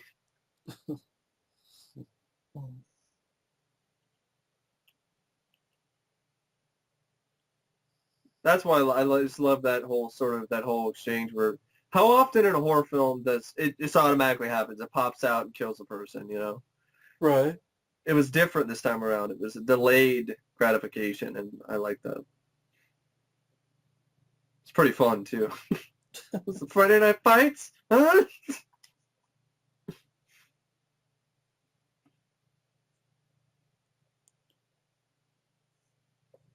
But you're right. You should have just divorced her instead of try to feed her to a crate monster. But No, I was just curious, like, why he didn't try to divorce it. He was so miserable before. maybe They he's wants to shoot her Catholic. in the head. Maybe he's a Catholic. I don't know. I don't know. I'm just asking a question. It's okay. It's fine. It's cool.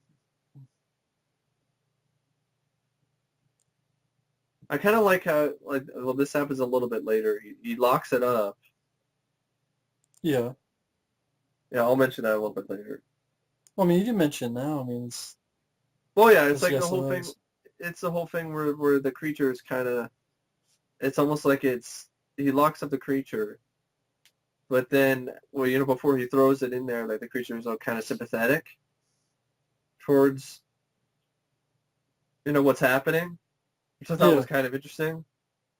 I think it's right here, actually. I think it might be this, where it realizes that, okay, what's happening, and then it finally just gives in. At least that's how I interpreted it. Well, not here.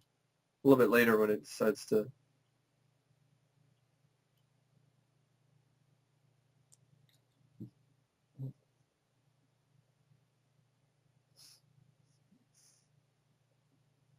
I would have loved to just see Hal Holbrook narrate stuff. I think he did narrate some documentaries, I think.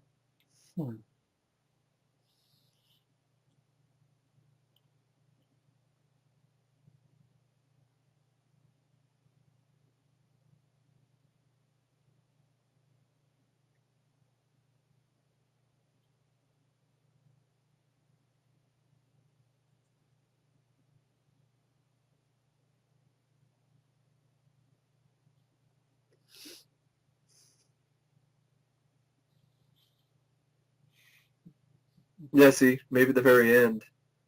It suspected what was happening. I like this. Or it knows it's happening, but then it just resigns to its fate. See how often, that's a nice touch, I thought.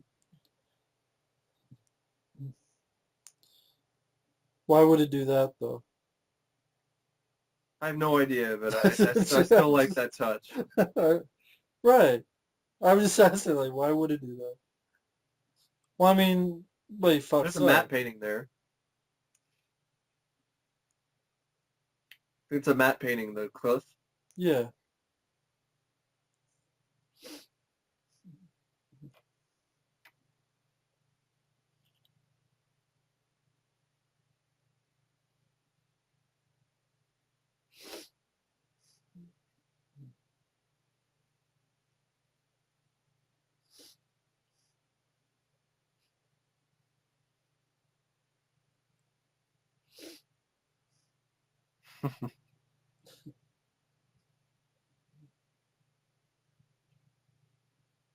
Me?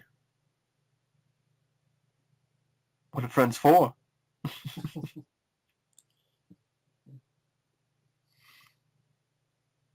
Supposed to whip your ass at chess.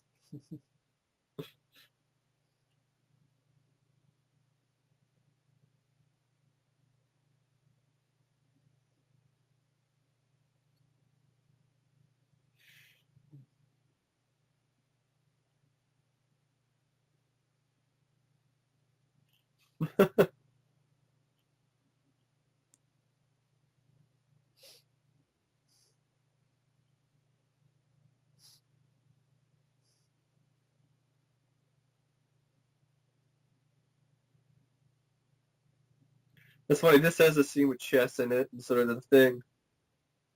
Yeah. Electronic chess. Yeah, it's true, yeah. Cheat, bitch. And that was the voice of Adrienne Barbeau. Oh, yeah. The computer. With another sort of connection.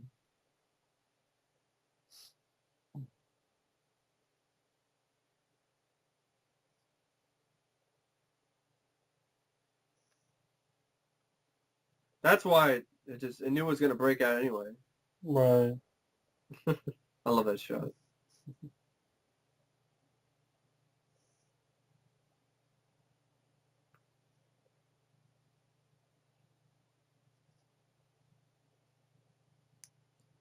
And everyone died.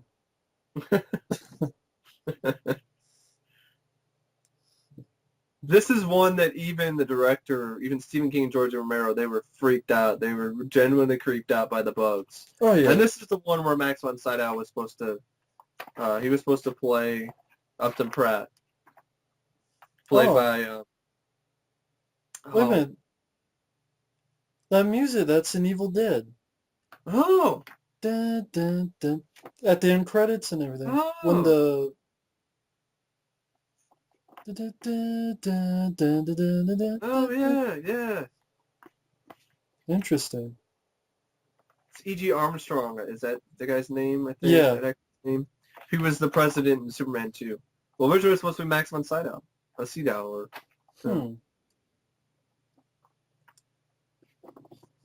I love E.G. Armstrong.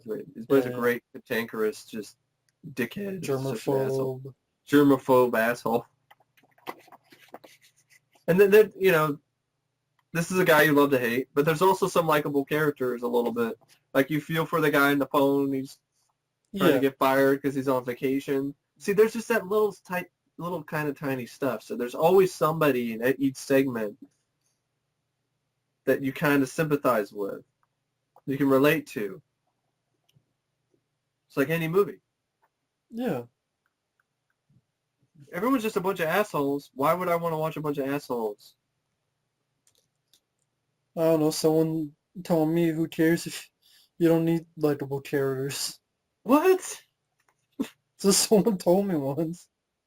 My God, I can't believe that. I guess I just want to see gore and tits. Tits and ass. Tits and ass and bush and gore. Tits and bush. And I love the production design in this segment too.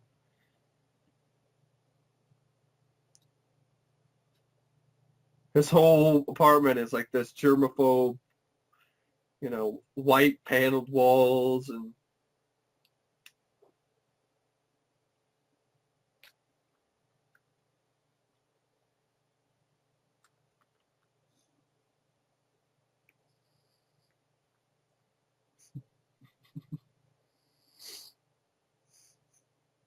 this and the nest are really good for the bug. Roaches, yeah.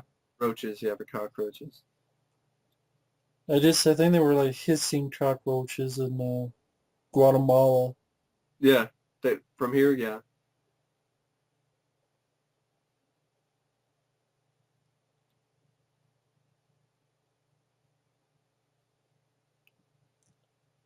I guess they were in, yeah.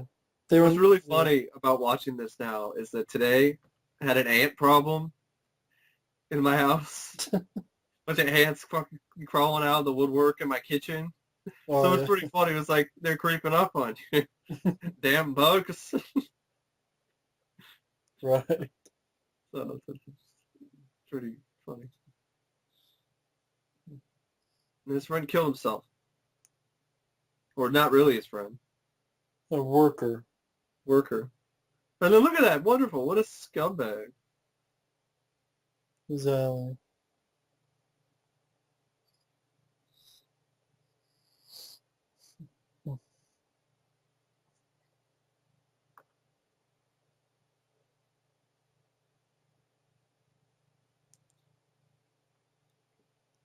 As they were stored in styrofoam acorns kept inside a large van that was filled with high levels of carbon dioxide to keep the roaches quiet. Huh. In the final scene, the room, which is almost filled with cockroaches, many of the appearances were nuts and raisins, as specified by Tom Savini. Huh. Nuts and raisins. Interesting. Roaches are... Yeah. I like roaches. No, I don't think anyone does. Except the roach guy, maybe. The guy who brings the roaches to the set or something. Maybe he likes roaches. I don't know.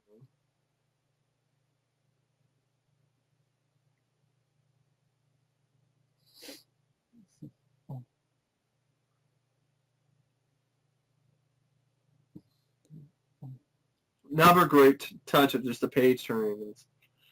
It's not only thing that would actually work. Like, using that type of editing thing is bad. Like, if you're using that, like, in your video, Right. you know, with like Windows Movie Maker, it's terrible. But this works really well here.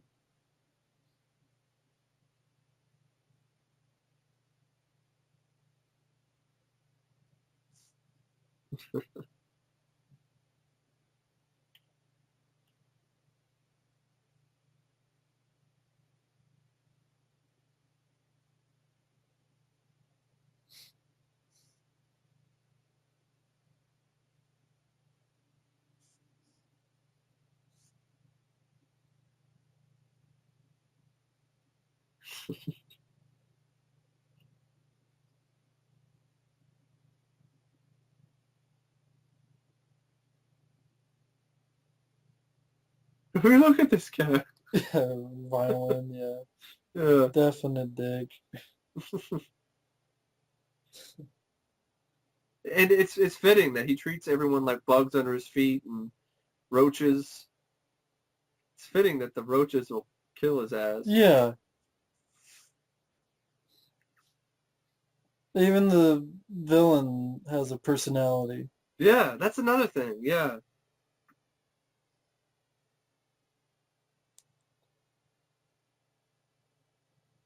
God. Only the stupid ones. Yeah. Fucked up.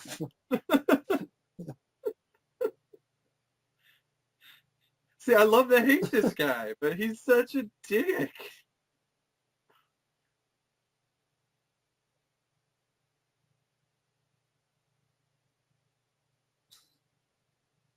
Catch it, you ever? Fire him. But you was talking about bitch.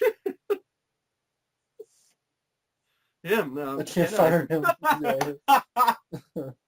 Doesn't say this dark, morbid, you know, Right. black comedy. And this is, you know, really lovely music, but this guy's such a fucking Yeah. douche. He's actually one of my favorite douchebags on film, really, is Upton Pratt.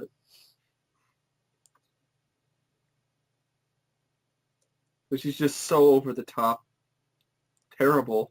Yes, I don't give a fucking the Attica.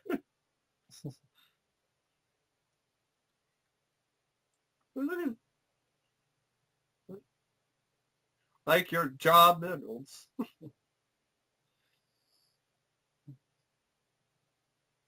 1 out of 10. Don't. No job. If the kids dating the world, by way of bear check. God. They're so hiss-worthy, you know? Yeah, definitely. It's like 50s malt shop music, and this guy's just... But it fits, though.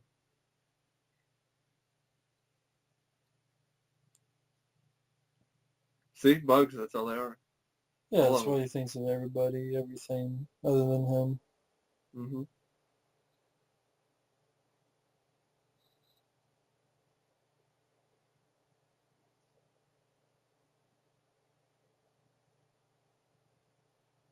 Papalania.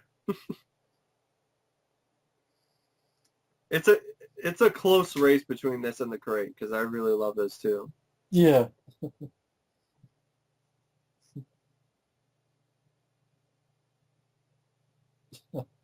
Yes, Oh, eating he's been eating roaches.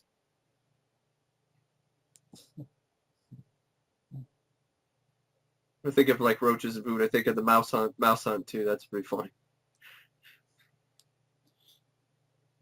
In a way, is a predecessor to arachnophobia. Yeah, yeah. where the cop finds it in the cereal or something. Yeah. That was the dead cereal. spider, but yeah. I love this too. And this actor is David Early. Yeah. It's just the way it is. Like, it's just the way he talks or the thing. No.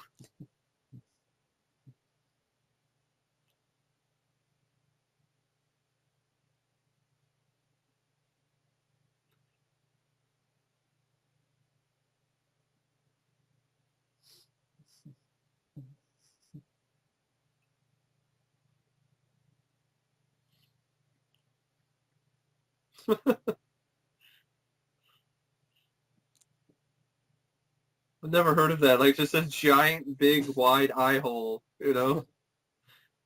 No. And of course, David Early, that other actor, was in Dawn of the Dead at the beginning. Yeah.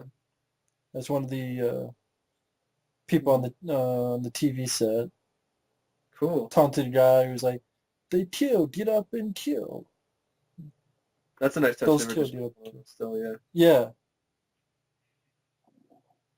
I like the music stop there too. It was good. Yeah, nice little touches. The whole music score I like because it's constantly in the background, eerie, adding to the mood.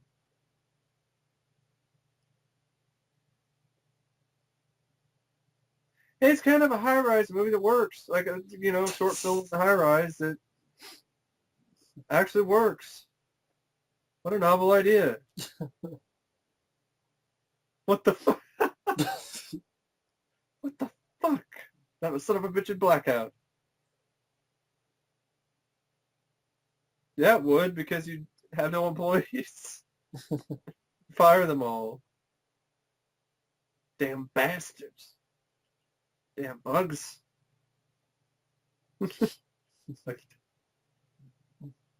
I mean, this is like, when I first saw this, I was like, holy shit. Well, yeah. A lot of fucking bugs, man. Yeah. Pia didn't sponsor the movie. No. And the whole idea of the power's out and now all these fucking cockroaches everywhere. Terrifying. And then replace cockroaches with spiders. That's even more terrifying. It's like this whole thing like in the real story where spiders started bleeding out of somebody's walls. Like, they bought this house and brown recluses started bleeding out of the walls and they just moved the fuck out of there. Yeah, it's understandable. Brown recluses are poisonous too. That's another reason why I'd fuck out of there. Bugs. I love that. Everyone's got bugs, but I don't have time for your bullshit. And they're inside the record machine. He almost sounds like Casey Kasem, the guy on the other end.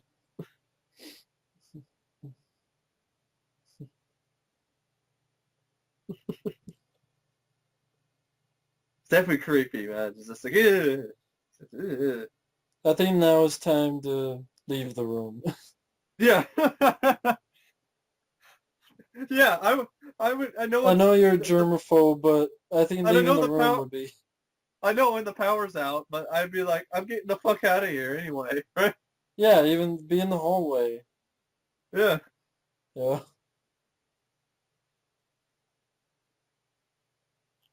Oh, goddamn. Whoa. I mean, holy shit. The other thing, this would all be CGI. And it would look like shit. Yeah. Be like those shitty sci-fi movies. Well, like They Crawl or some shit. I think that was CGI. Even The Mummy. Yeah, the Beatles. Yeah, those didn't look very good at all, I gotta be honest. Yeah. Definitely not like this.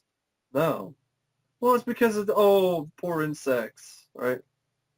Yeah, them getting stomped and stuff. I mean, like, They're fucking cockroaches. Well, Sorry? Nice effect. Yeah. I like that touch, too. It's almost like this She woman falls. put a curse on him. Yeah.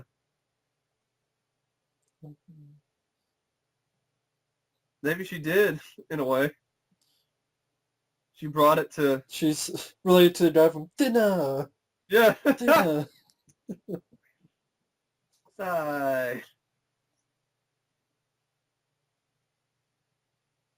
Stephen Hawking? No.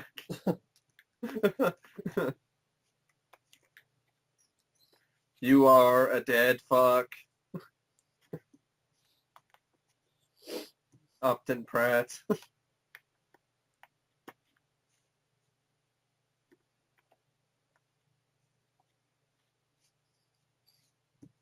Oh.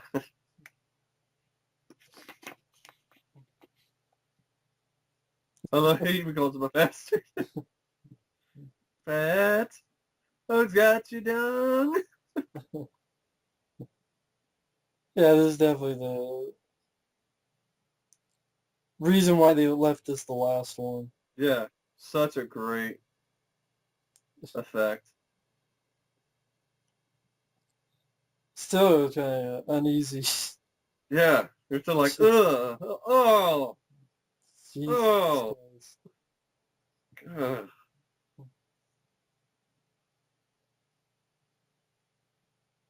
Bastard.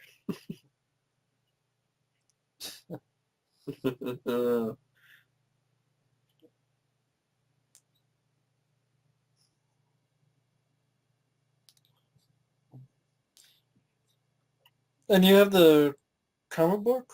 Yeah, Is a comic book like this? yeah, totally. It's very close to it, except the order of the stories is a little bit different. Because the original draft screenplay, sort of mini draft Stephen King did, the order was a bit different. Hmm. One of the trash guys is Tom Savini. Oh That's yeah, Tom right Savini there on the right right. there. Yeah. Right.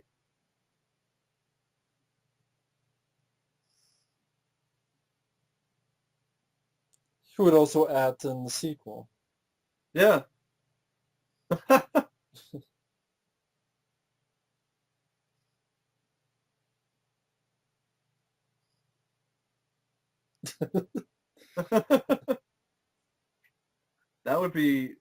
That prop would be worth money. Oh yeah. But I don't know if it would. It might not be in the best of condition even after all these years, you know. Right.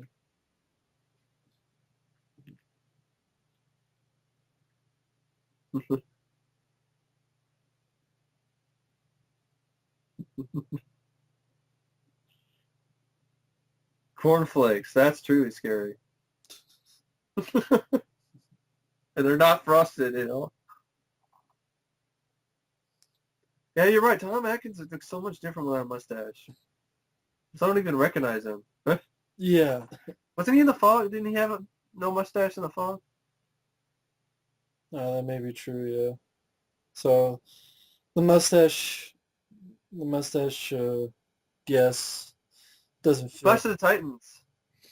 Clash of the Titans poster. I tore him his books. It's kind of like how I felt about my mom giving my toys away to Goodwill. I'll teach you to give away my Ninja Turtles toys to Goodwill. Ah. He's wearing a Freddy t-shirt. Yeah, I guess. I know it's Yeah. before Freddy. I know. I'm just saying. It's not even the right color scheme, Matt. It's like red and white. Oh, it looked green on the. I mean, on the comic book cover, it's not the same.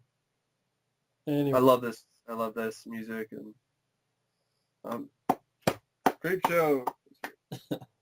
Great movie. This is just such, like the tagline says, it's the most fun you ever have being scared. I mean, it's not like, oh my God, I'm scared, but there's some genuinely creepy moments in Creepshow. They're creeping up on you. That always gives me, the creeps. And there's real cockroaches. Yeah. I mean, can't replace the real thing. And the crate. You know, there's just a lot of fun. All the stories have a different sort of vibe or feel, different plots too. None of them are the same.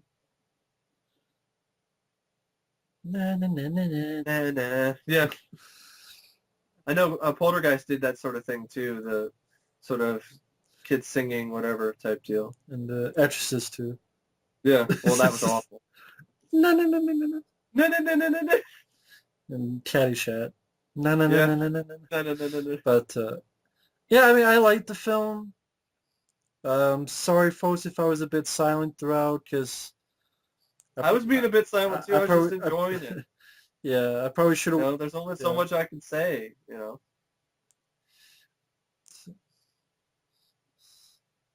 But yeah, I enjoy the film. It's well done, well directed, good makeup, solid cast. Most of the stories worked. The only story that didn't work for me was the first one, but the others Yeah. pretty solid. Each story sort of were their own thing. They weren't too similar to another story. You know, 5 separate stories that were their own feel to it. Mm-hmm. Good music, great use of lighting, comic book panel, editing. Mm-hmm. That really made Sans apart because it feels like a comic book come to life. It totally. Michael Brown.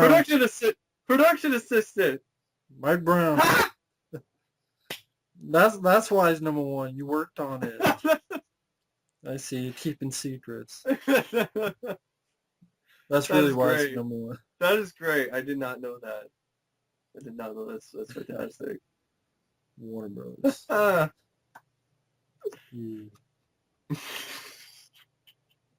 I wish I was a production assistant on that movie. Well, anyway, folks, hope you all enjoyed this commentary. I love this movie. Love it to death. Great film. It's my favorite. And I want to thank my friend for joining me. Thank you for inviting me. Anytime. And I guess that's it. That's all, folks. We'll see you at the movies. See ya.